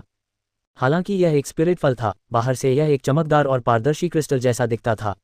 क्रिस्टल की सबसे बाहरी परत एक चमकदार और पारदर्शी खोल से ढकी हुई थी, जबकि क्रिस्टल के अंदर का हिस्सा तारों जैसा दिखता था। यह एक ड्रीम नेबुला स्पिरिट फल है। ये देखकर राहुल की आंखें चमक उठीं। उसे उम्मीद नहीं थी कि उसका प्यारा शिष्य इतना भाग्यशाली होगा। गुरुजी, ड्रीम नेबुला स्पिरिट फल क्या है? राहुल की अभिव्यक्ति से देखते हुए ये बात निश्चित रूप से साधारण नहीं थी। उसकी नज़र में राहुल एक चलता फिरता खजाना था। उसके पास बेशकीमती स्वर्गीय खजानों की कोई कमी नहीं थी, फिर भी इस आत्मिक फल ने उसे चौंका दिया था, यानी यह कोई अच्छी चीज़ थी। यह आत्मिक फल साधक के बोध मूल्य को बढ़ा सकता है। इसका प्रभाव बुद्ध आत्मिक फल से बहुत अलग नहीं है। जब कोई साधक इसका सेवन करता है तो उसे भी एक दिव्य अनुभूति होती है। उसने बुद्ध आत्मा फल प्राप्त किया था, जबकि यू ने स्वप्न निहारिका आत्मा फल प्राप्त किया था। संयोग से दोनों को भी एक ही बदबूदार साधु ने निशाना बनाया था। ये सुनकर यू की आंखें चमक उठीं। ये सचमुच एक दुर्लभ खजाना था। राहुल ने यू के हाथ में ड्रीम नेबुला स्पिरिट फल को देखा और आह भरने से खुद को रोक नहीं सका। ये चीज़ यू ने खोजी थी, वह इससे सिस्टम रिवॉर्ड नहीं पा सकेगा। गुरुजी, चूंकि यह आत्मिक फल इतना उपयोगी है इसलिए मैं इसे आपको दूंगा। यू ने एक मधुर मुस्कान बिखेरी और स्पिरिट फल उसे सौंप दिया। उसने अपनी शिक्षिका के चेहरे पर कभी आश्चर्य और खुशी के भाव नहीं देखे थे। इसके अलावा हमेशा उसकी शिक्षिका ही उन्हें उपहार और खजाने देती थी। अब समय आ गया था कि वह अपने शिक्षक का एहसान चुकाए। ये निस्संदेह एक शानदार अवसर था। हालांकि ड्रीम नेबुला स्पिरिट फल बेहद कीमती था, फिर भी यू को उसे छोड़ने में जरा भी हिचकिचाहट महसूस नहीं हुई। यू के दिल में उसके शिक्षक का स्थान सर्वोच्च था। यह ऐसी चीज थी जिसकी जगह कोई नहीं ले सकता था। खांसी, ये देखकर राहुल ने अपनी असहजता को छिपाने के लिए जल्दी से खांसी की। उसे उम्मीद नहीं थी कि यू इतनी शिद्दत से उसे स्पिरिट फ्रूट दे देगी। वह ये भी जानता था कि अगर वह यू से मांगेगा तो वह बिना किसी हिचकिचाहट के उसे सौंप देगी। हालांकि यू ने उसे देने की पहल की। ये लड़की काफी चौकस थी। चूंकि मेरा शिष्य इतना पुत्रवत है इसलिए मुझे इसे स्वीकार करना होगा। राहुल मन ही मन खुश थी। ऐसा कहने के बाद मैं आपका खजाना मुफ्त में नहीं ले सकता। राहुल ने अपनी आस्तीन लहराई और तलवार ऑर्किड घाटी के भगवान अचानक यू के सामने प्रकट हुए। ये स्वॉर्ड ऑर्किड वैली लॉर्ड है। यह उन लोगों के लिए बहुत फायदेमंद है जिनकी स्वॉर्ड दाव जैसी विशेष संरचना है। यह आपके स्वॉर्ड जेड शरीर को कुछ हद तक मजबूत कर सकता है। इसे ले लो, जब मैं मुक्त हो जाऊंगा तो मैं इसे निखारने में तुम्हारी मदद करूंगा। जैसे ही उसने बोलना समाप्त किया, तलवार ऑर्किड घाटी का स्वामी प्रकाश की एक लकीर में परिवर्तित हो गया और यू के हाथ में आ गया। अध्यापक, ये देखकर यू का हृदय कृतज्ञता से भर गया। डिंग, चूंकि मेजबान ने अपने शिष्य को स्वॉर्ड ऑर्किड वैली लॉर्ड दे दिया है इसलिए मेजबान को यादृच्छिक रूप से 18 गुना क्रिटिकल रिवॉर्ड मिला है। बधाई हो, मेजबान को स्वॉर्ड सोल तियानशान जड़ी बूटी मिल गई है। उसी समय राहुल के दिमाग में अचानक एक सिस्टम नोटिफिकेशन की आवाज़ गूंजी। सिस्टम के स्टोरेज स्पेस में एक और स्वर्गीय खजाना प्रकट हुआ जो तलवार दाव संविधान को मजबूत कर सकता था। यान ए, तुम मेरी शिष्या हो। भविष्य में तुम्हें स्वाभाविक रूप से तलवारबाजी का अभ्यास करना होगा। चूंकि ऐसा ही है इसलिए इस तलवार आत्मा तियानशान जड़ी बूटी को अपने पास रखो। भविष्य में जब समय आएगा तो मैं इसे निखारने में तुम्हारी जरूर मदद करूंगा, राहुल ने गंभीरता से कहा। चूंकि उनके पास एक और शिष्य मौजूद था इसलिए यह बेहतर इनाम पाने का एक अच्छा अवसर था। धन्यवाद शिक्षक। Kardashian transformations that'll leave you speechless. Brainberries. Devika के छोटे हाथ ने तलवार आत्मा तियानशान हर्न को लिया और ध्यान से उसे अपने भंडारण कंगन में डाल दिया। हालांकि उसे नहीं पता था कि इसका क्या उपयोग है, लेकिन उसकी शिक्षिका के हाव भाव देखकर लग रहा था कि यह बहुत कीमती होगा। स्वाभाविक रूप से उसे इसे सावधानी से संभालना होगा। ठीक है, ये देखकर राहुल संतुष्ट भाव प्रकट किए बिना नहीं रह सका। फिर वह चुपचाप सिस्टम के नोटिफिकेशन का इंतजार करने लगा। डिंग, चूंकि मेजबान ने अपने शिष्य को स्वॉर्ड सोल तियानशान जड़ी बूटी दी है, मेजबान को यादृच्छिक रूप से 30 गुना क्रिटिकल इनाम मिला है। बधाई हो, मेजबान को ओरिजिनल स्वॉर्ड फल मिल गया है। ओरिजिन स्वॉर्ड फल कुछ ड्रीम नेबुला स्पिरिट फल जैसा ही दिखता था। इसका बाहरी आवरण भी क्रिस्टल के पारदर्शी आवरण से ढका था, लेकिन अंदर कोई तारे नहीं थे, बल्कि यह एक क्रिस्टलीय फल था। सबसे महत्वपूर्ण बात यह थी कि फल तलवार के आकार का था। जब समय आएगा तो मैं इसका इस्तेमाल गीता रावत से एक और इनाम पाने के लिए कर सकता हूँ। उस इनाम से मिलने वाले खजाने से मैं तलवार अधिपति शरीर की महारत के स्तर तक पहुंच सकता हूं, राहुल ने मन ही मन सोचा। फिर राहुल ने यू द्वारा इस्तेमाल किए गए जेड टोकनों को बदलने के लिए कुछ और जेड टोकन परिष्कृत किए। ठीक है, हमें स्वर्गीय बिजली कुंड की ओर चलना चाहिए, राहुल ने कहा। अगले ही पल एक हल्की सी शक्ति का उभार आया और तीनों लड़कियों को अपने में समेट लिया। फिर वे प्रकाश की एक किरण में बदल गईं और क्षितिज में विलीन हो गईं। शुरू में उसे स्वर्गीय बिजली के इरादे को समझने की अपनी क्षमता पर ज्यादा भरोसा नहीं था। इसका उसकी समझ की क्षमता से कोई लेना देना नहीं था, बल्कि यह था कि उसके पास पर्याप्त समय नहीं था। रहस्यमय क्षेत्र के बंद होने में केवल 2 दिन शेष थे। इतने कम समय में स्वर्गीय बिजली के आशय के भ्रूण रूप को समझना असंभव था। हालांकि अब हालात बदल चुके थे। राहुल का दिल आत्मविश्वास से भर गया था। 90% संभावना थी कि वह स्वर्गीय बिजली के इरादे के भ्रूण रूप को समझ सकेगा। इसका कारण सरल था, उसे बस ड्रीम नेबुला स्पिरिट फल का उपयोग करना था। बढ़ी हुई समझ मूल्य से मदद मिलेगी, लेकिन महत्वपूर्ण बात यह थी कि एपिफनी अनुभव, जो लगभग निश्चित रूप से उसे 2 दिनों में स्वर्गीय बिजली के इरादे के भ्रूण रूप को समझने में मदद करेगा। अगर मुझे पता होता कि ऐसा होगा तो मैं यान एयर को स्पिरिट बर्स्ट फूल नहीं देता, राहुल ने मन ही मन आह भरी। बेशक राहुल ड्रीम नेबुला स्पिरिट फल भी रख सकता था और 1 महीने बीत जाने के बाद इसे देविका को दे सकता था। हालांकि स्वर्गीय बिजली के इरादे को समझना मुश्किल था। पूरे अरुणाचल क्षेत्र में कुछ ही जगहें थीं जहां यह संभव था, और चंद्र दानव रहस्यवादी क्षेत्र उनमें से एक था। यह एकमात्र स्थान था जिसके बारे में राहुल को पता था। इसलिए वर्तमान में स्वर्गीय बिजली पूल में एक एपिफेनी प्राप्त करने के लिए ड्रीम नेबुला आत्मा फल को परिष्कृत करना निस्संदेह सबसे अच्छा विकल्प था। राहुल तेजी से आगे बढ़ा और स्वर्गीय बिजली पुल की दिशा में उड़ गया। जैसे जैसे समय धीरे धीरे बीतता गया, दृश्य धीरे धीरे बदलता गया और भयानक बिजली के सांपों ने आकाश में कहर बरपाना शुरू कर दिया। हम लगभग वहां पहुंच चुके हैं। राहुल ने अपनी आंखें सिकोड़ लीं। कुछ ही क्षणों बाद उसके हाथ में रखी भंडारण अंगूठी चमक उठी और स्वप्न नेबुला आत्मा फल उसके मुंह में चला गया। एक गर्म धारा अचानक उसके डेंटियन से बाहर निकली और फिर आत्मा फल के चारों ओर लिपट गई। उसने तब तक इंतजार करने की योजना बनाई जब तक वह स्वर्गीय थंडर लाइटनिंग पूल तक नहीं पहुंच गया और इसे परिष्कृत करने से पहले स्वर्गीय लाइटनिंग इरादे को समझना शुरू कर दिया। जैसे जैसे राहुल और अन्य लोग धीरे धीरे स्वर्गीय बिजली कुंड के पास पहुंचे, आकाश में तबाही मचाने वाले बिजली के सांपों की संख्या बढ़ती गई। काले बादलों में दिल दहला देने वाली बिजली चमक रही थी और हर तरफ तेज हवाएं चल रही थीं। केंद्र में 200 किलोमीटर से अधिक व्यास वाला एक भयानक तूफानी बादल था जो किसी व्यक्ति के शरीर से भी अधिक मोटी बिजली उत्सर्जित कर रहा था। इससे निकलने वाली बिजली की शक्ति सब कुछ निगलने में सक्षम प्रतीत होती थी। भले ही वे सैकड़ों मील दूर थे, फिर भी राहुल इसकी अतुलनीय भयानक आभा को महसूस कर सकता था। उस गरजते बादल में जो बिजली थी वह कोई साधारण बिजली नहीं थी। उस गरजते बादल में कानूनों की शक्ति समाहित थी। धमाका! तूफानी बादल ने और अधिक बिजली चमकाए। ये देखकर राहुल अपनी आंखें सिकुड़ने से खुद को नहीं रोक सका। तूफानी बादल के ठीक नीचे एक तालाब था। इसे तालाब कहने के बजाय ये झील जैसा था। हालांकि एक सामान्य झील के विपरीत झील की सतह स्वर्गीय बिजली से कड़क रही थी। तूफानी बादल से गिरी सभी बिजली इसी झील में गिरी। ये स्वर्गीय बिजली पुल था। धमाका! बिजली की चमक और गड़गड़ाहट लगातार जारी थी। निचले स्तर के साधकों को शायद सिर्फ गड़गड़ाहट की आवाज से ही चोट लग जाती। देविका, यू और चिंकी के चेहरे पीले पड़ गए। ये कोई साधारण बिजली नहीं थी। इन बिजली के बोल्टों में कोर फॉर्मेशन स्टेज के किसी विशेषज्ञ को भी घायल करने की शक्ति थी। यदि तूफानी बादल में मौजूद सारी बिजली एक साथ फूट पड़े तो एकता क्षेत्र का विशेषज्ञ भी जीवित नहीं बच पाएगा। आखिरकार बिजली में अत्यंत भयानक विनाशकारी शक्ति निहित थी जो एकता क्षेत्र विशेषज्ञ के शरीर के भीतर दिव्य तत्वों पर भी कहर बरपा सकती थी। केवल ऐसा स्थान ही एक साधक के लिए स्वर्गीय बिजली के उद्देश्य के भ्रूण रूप को समझने की संभावनाओं को बढ़ा सकता है। संसार में केवल 10 सर्वोच्च उद्देश्य थे और ये सर्वोच्च उद्देश्य भी अतुलनीय रूप से भयानक सर्वोच्च नियमों के अनुरूप थे। सर्वोच्च इरादों में से स्वर्गीय बिजली का इरादा अपनी विनाशकारी शक्ति के लिए जाना जाता था।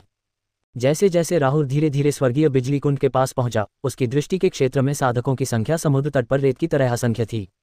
उनके अनुमान के अनुसार यहाँ किसानों की संख्या संभवतः 200,000 से अधिक थी। इसके अलावा यहाँ हर कोई विशेषज्ञ था। शीर्षस्थ कोर संरचना क्षेत्र विशेषज्ञों को यहाँ केवल साधारण साधक ही माना जाता था। ये मुख्य गठन क्षेत्र साधक मूलतः अरुणाचल क्षेत्र से थे, लेकिन बहुत कम ऐसे भी थे जो अन्य क्षेत्रों से आए थे। यहाँ तक कि एकता क्षेत्र के विशेषज्ञ भी दुर्लभ नहीं थे। राहुल की आध्यात्मिक समझ ने उनमें से कम 30 का पता लगा लिया था। इन सर्वोच्च विशेषज्ञों को रहस्यमय क्षेत्र के स्वर्गीय खजानों में ज्यादा रुचि नहीं थी। इसके बजाय उन्होंने इस सर्वोच्च उद्देश्य को समझने के लिए स्वर्गीय बिजली कुंड का उपयोग करना पसंद किया। बेशक कुछ विशेषज्ञ ऐसे भी थे जो रहस्यमय क्षेत्र में स्वर्गीय खजानों की खोज करना चाहते थे, जैसे बुद्ध आत्माफल और स्वप्न निहारिका आत्माफल।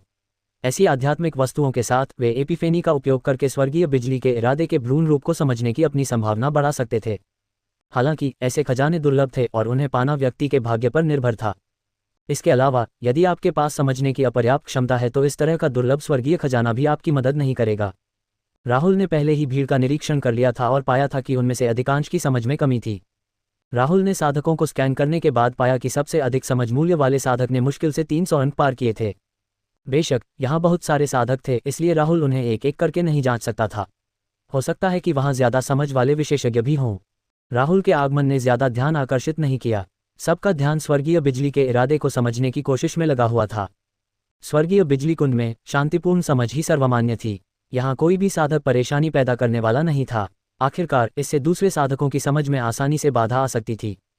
जब ऐसा होता तो वे सभी के दुश्मन बन जाते और भीड़ उन पर हमला कर देती।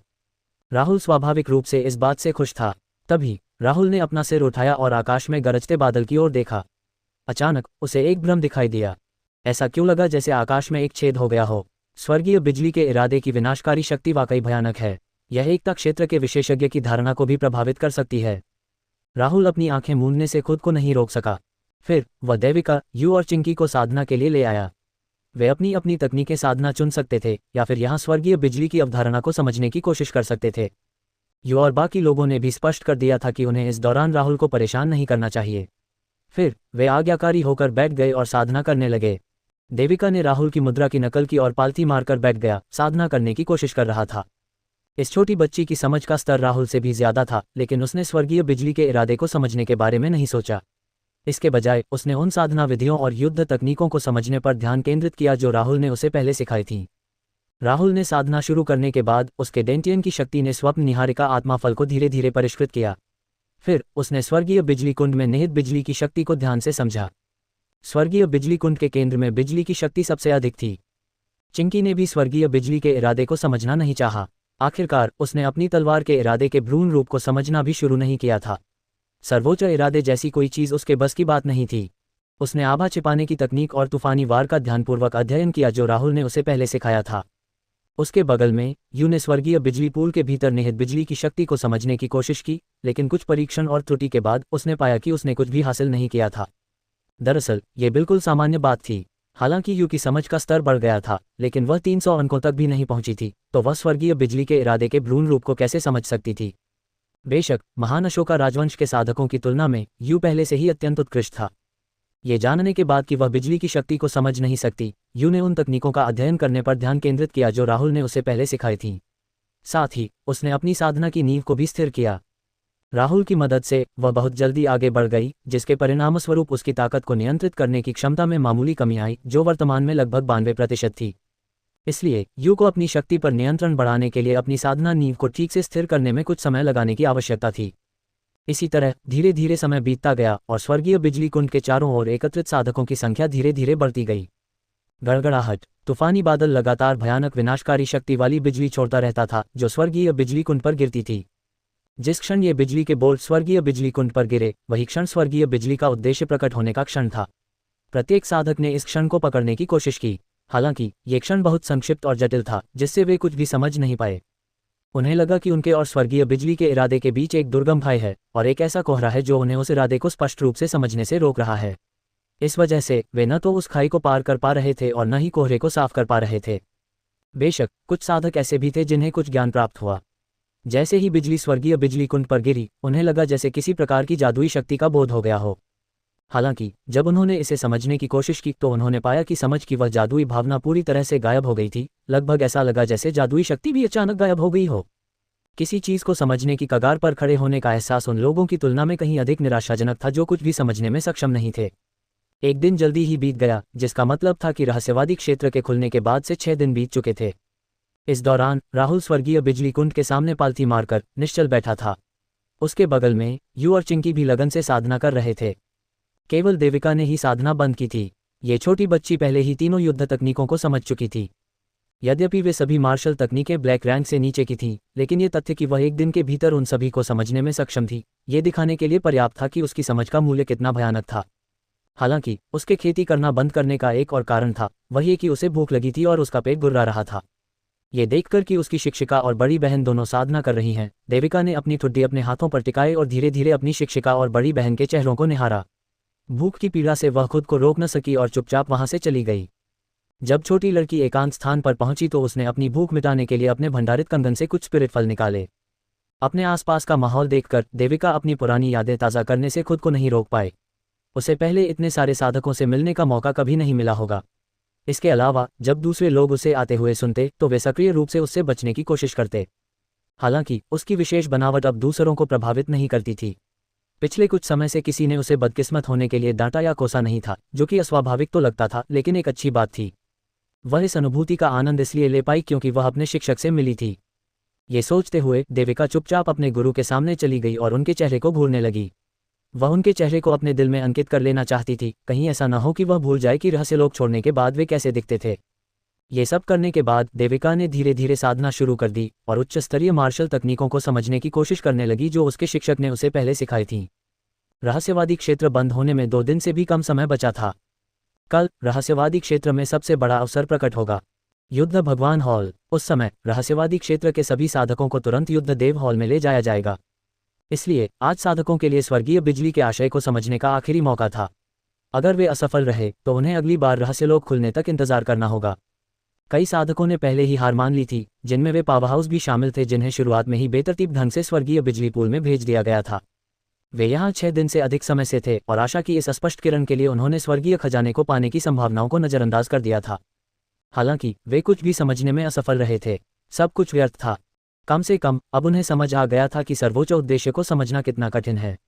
इसमें कोई आश्चर्य की बात नहीं थी कि रहस्यमय क्षेत्र के हजारों वर्षों से अस्तित्व में होने के बावजूद कोई भी साधक स्वर्गीय बिजली के उद्देश्य के भ्रूण रूप को समझ नहीं पाया था। बेशक इसका संबंध उस छोटी अवधि से भी था जिसके लिए रहस्यवादी क्षेत्र खुला था। इसके अतिरिक्त यद्यपि साधक एक ही रहस्यात्मक क्षेत्र में 3 बार प्रवेश कर सकते हैं, लेकिन चौथे प्रयास में उन्हें रहस्यात्मक क्षेत्र की शक्ति द्वारा पीछे धकेल दिया जाएगा। यहाँ तक कि यूनिटी रियल्म विशेषज्ञ भी इस नियम के अपवाद नहीं थे। यदि प्रवेश की संख्या की कोई सीमा न होती तो संभवतः ऐसे साधक पहले से ही मौजूद होते जिन्होंने स्वर्गीय बिजली के उद्देश्य के भ्रूण रूप को समझ लिया होता। पिछले दसियों हजार वर्षों में अनगिनत साधक 3 बार रहस्यलोक में प्रवेश कर चुके थे और उनमें से कई ने यहाँ अपना भाग्य आजमाया था, जिनमें अद्वितीय प्रतिभाएं भी शामिल थीं। दुर्भाग्य से इन प्रतिभाओं को भी कुछ हासिल नहीं हुआ।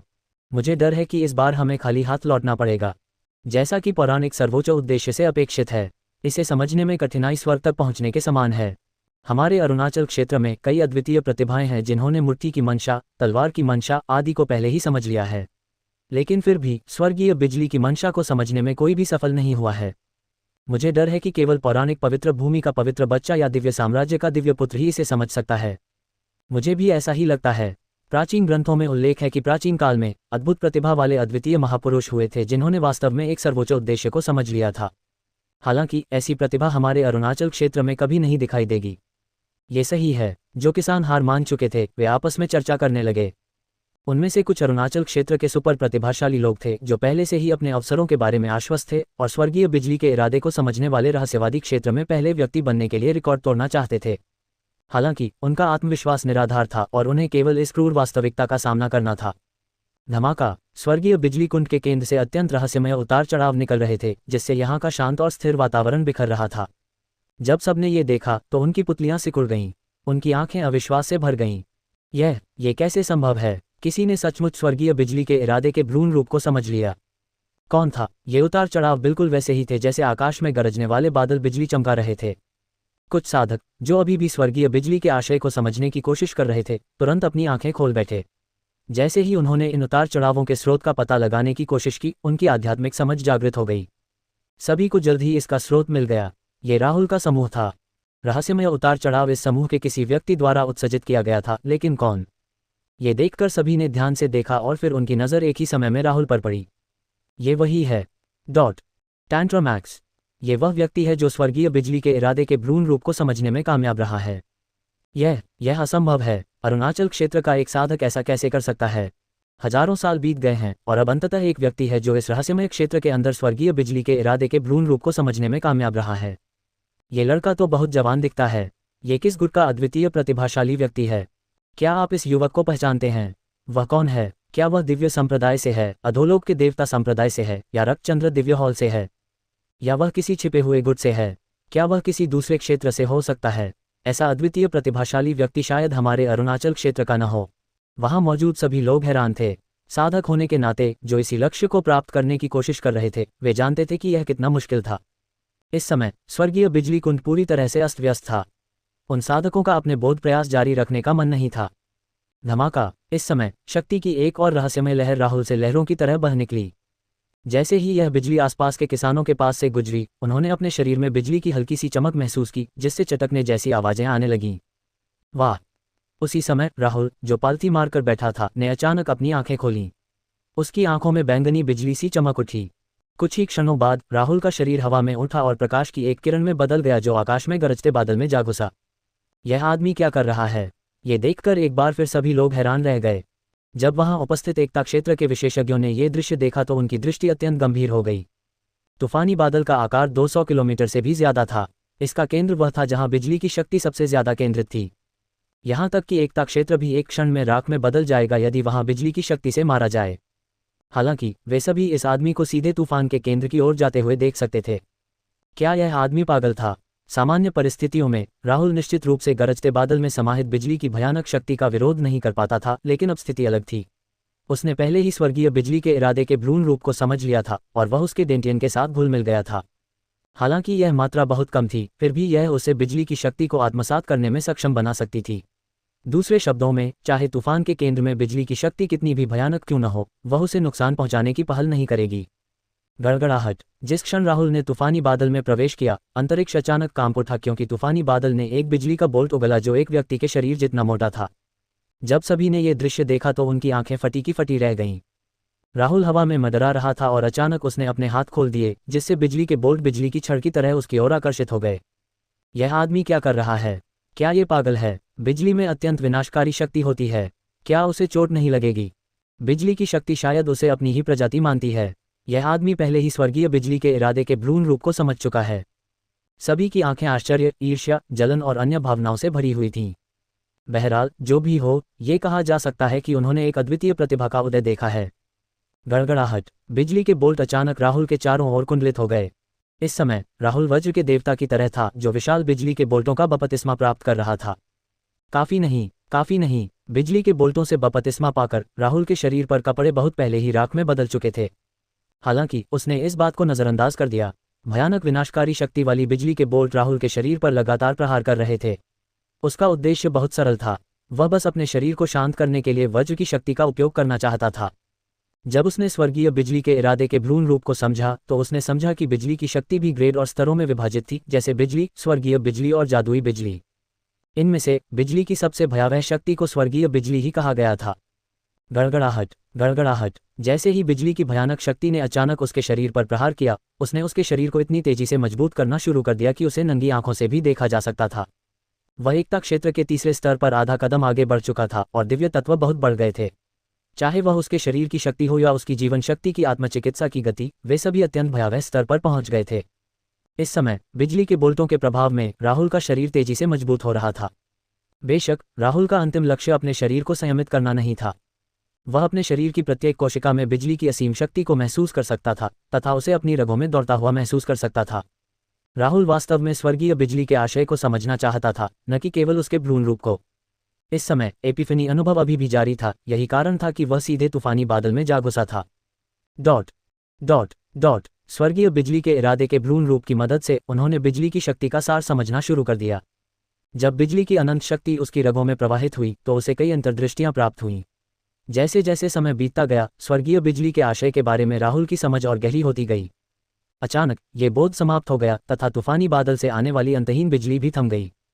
राहुल ने धीरे से अपना हाथ बढ़ाया और अनगिनत वज्र सांप उसकी उंगलियों के साथ रेंगते हुए विनाशकारी शक्ति का उत्सर्जन करने लगे।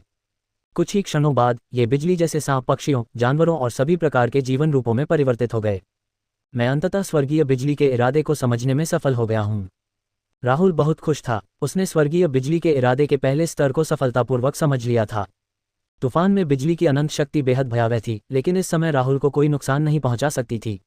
बिजली अब उसकी दोस्त थी। उसकी उंगलियों से बिजली की चिंगारियां निकल रही थीं, मानो कोई छोटी मोटी आतिशबाजी हो। ओह! राहुल ने गहरी सांस छोड़ी और फिर मानो उसे कुछ सूझा। उसने अपनी अलमारी से एक कपड़ा निकाला और पहन लिया। क्या हुआ? बिजली की शक्ति अचानक क्यों गायब हो गई? ओह, मुझे भी यकीन नहीं है। अनगिनत साधकों ने एक दूसरे की ओर देखा और एक दूसरे की आंखों में भ्रम देखा। Dot dot. हालांकि अचानक उनके मन में एक अजीब सा विचार आया। ऐसा लग रहा था जैसे कोई बेहद असाधारण घटना घटी हो। बेशक उन्होंने कभी नहीं सोचा था कि राहुल असली स्वर्गीय बिजली के इरादे को समझ पाएगा। आखिरकार स्वर्गीय बिजली के इरादे के भ्रूण रूप को समझना ही काफी चौंकाने वाला था। फिर भी बिजली की शक्ति का गायब होना उस आदमी से जुड़ा हो सकता है। आखिर उसने क्या किया था? क्या ऐसा हो सकता है कि स्वर्गीय बिजली के इरादे के भ्रूण रूप को समझकर वह तूफानी बादल में बिजली की अंतहीन शक्ति को नियंत्रित कर सकता है? सबके मन में सवाल भरे हुए थे। वाह! इस समय राहुल प्रकाश की एक लकीर में बदल गया और धीरे धीरे स्वर्गीय बिजली पुल पर उतरा, जिसने सभी का ध्यान आकर्षित किया। उनकी आंखें ईर्ष्या, उत्सुकता, आश्चर्य, भ्रम आदि से भरी हुई थीं। गड़गड़ाहट। जैसे ही राहुल स्वर्गीय बिजली कुंड से बाहर निकला, बिजली फिर से गिरने लगी। ये देखकर सबकी पुतलियां सिकुड़ गईं। हजारों सालों से यहाँ बिजली की चमक कभी नहीं रुकी थी, फिर भी आज रुक गई। जैसे ही राहुल स्वर्गीय बिजली कुंड से बाहर निकला, उसके आसपास के लोग उसका चेहरा साफ देख सकते थे। ये वही है, राहुल। ये राहुल है। ये तो अविश्वसनीय है। इस आदमी ने ये कैसे किया? डॉट। फिर भी अगर यह वही आदमी है तो बात समझ में आती है। आखिरकार इस आदमी के इर्द गिर्द जो कुछ भी होता है वह बिल्कुल हास्यास्पद है। महान अशोका राजवंश के साधक आश्चर्यचकित हो गए और लगभग डर गए। आखिरकार उसके और उनके बीच की दूरी आसमान और जमीन के बीच जितनी थी।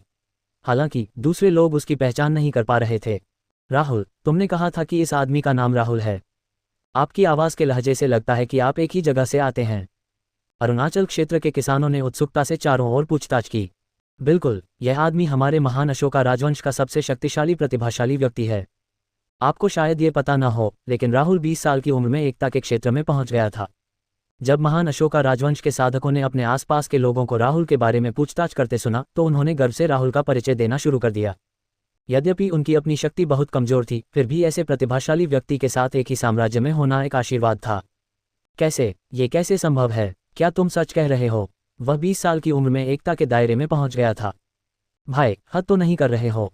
तुम्हारी शेखी बघाड़ने की भी कोई सीमा होनी चाहिए। अगर आप कहते हैं कि इस आदमी ने 20 साल की उम्र में जुदान क्षेत्र में प्रवेश किया, तो मैं कम से कम इस पर विश्वास तो कर ही सकता हूं। अगर उसने 20 साल की उम्र में असली कोर क्षेत्र में प्रवेश किया तो मुझे यकीन ही नहीं हो रहा। लेकिन अगर आप कहते हैं कि यह आदमी 20 साल की उम्र में एकता क्षेत्र में पहुंच गया, तो आपकी शेखी बघाड़ना तो बेमानी है। मुझे पता है कि आपको यकीन करना मुश्किल लग रहा होगा। मेरी शुरुआती प्रतिक्रिया बिल्कुल आपकी जैसी ही थी, लेकिन इसमें कुछ नहीं किया जा सकता। ये सच है। क्या तुमने उसे अब स्वर्गीय बिजली के आशय के भ्रूण रूप को सफलतापूर्वक समझते नहीं देखा? उसने पहले जो कुछ हासिल किया था उसकी तुलना में उसकी पिछली उपलब्धियां क्या हैं? ये महान अशोका राजवंश। मुझे लगता है कि मुझे इसका थोड़ा बहुत अंदाजा है। मैं अरुणाचल क्षेत्र के सबसे निचले पायदान पर एक गुट होना चाहता हूं, है ना? ऐसा घटिया गुट वास्तव में ऐसी अद्वितीय प्रतिभा पैदा करने में कामयाब रहा।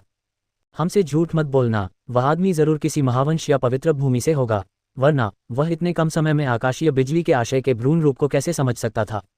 एक क्षण के लिए सभी लोग गर्मागरम बहस में उलझ गए। राहुल का नाम अभी भी उनके दिमाग में गहराई से अंकित था, लेकिन वे यह नहीं मानते थे कि राहुल महान अशोका राजवंश से आया था।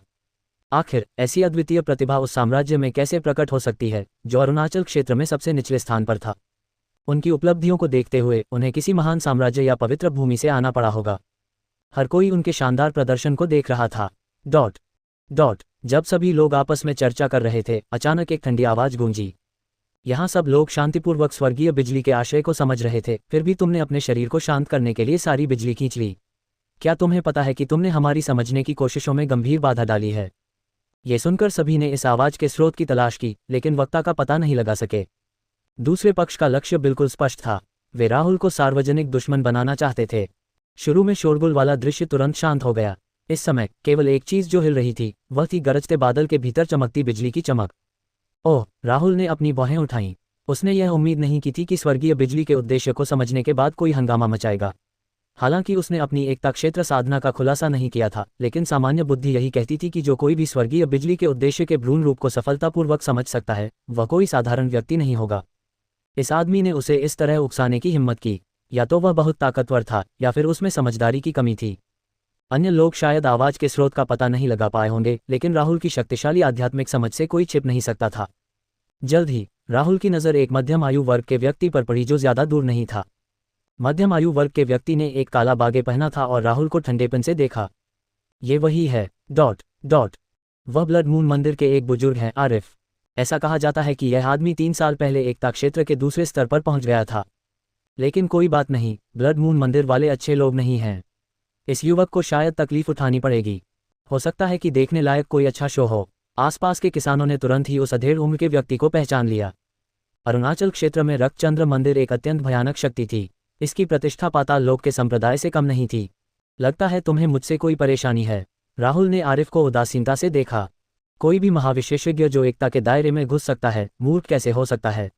ऐसा लग रहा था कि यह आदमी यहाँ मुसीबत खड़ी करने आया था। तथ्यों ने साबित कर दिया कि राहुल सही था। आरिफ सचमुच यहाँ मुसीबत खड़ी करने आया था। इसके अलावा ब्लड मून मंदिर के लगभग सभी लोग दुष्ट थे। वे अपनी मर्जी से काम करते थे। अगर उन्हें आपके खजानों और कलाकृतियों पर दिल आ जाता तो वे आपको लूटने और मारने में भी नहीं हिचकिचाते थे। ब्लड मून मंदिर की शक्ति अत्यंत भयावह थी। इससे पहले कई संप्रदायों ने मिलकर ब्लड मून मंदिर को नष्ट करने की कोशिश की थी, लेकिन न केवल वे असफल रहे, बल्कि कईयों ने अपनी जान भी गंवा दी। उस समय महान अशोका राजवंश ने भी भाग लिया था। अतीत में महान अशोका राजवंश के पास एकता क्षेत्र के विशेषज्ञ थे, लेकिन उस जबरदस्त युद्ध में वे उन्हें खो बैठे थे। उस युद्ध के बाद रक्तचंद्र मंदिर के साधकों ने बिना किसी रोक टोक के कार्य किया।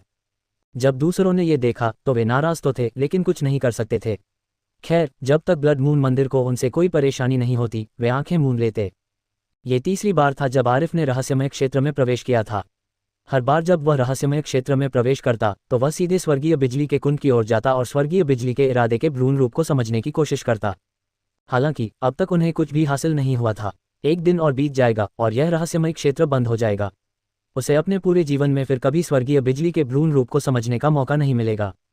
इसलिए उसके शब्द ईर्ष्या से प्रेरित थे। एकता क्षेत्र के विशेषज्ञ की आंखें और कान बेहद तेज होते हैं। उसने आसपास के साधकों की चर्चाओं को सुना था और जान लिया था कि राहुल महान अशोका राजवंश से था। अगर उसे सही से याद है तो महान अशोका राजवंश एक छोटा सा साम्राज्य था जिसने रक्तचंद्र मंदिर के खिलाफ लड़ाई में भी भाग लिया था।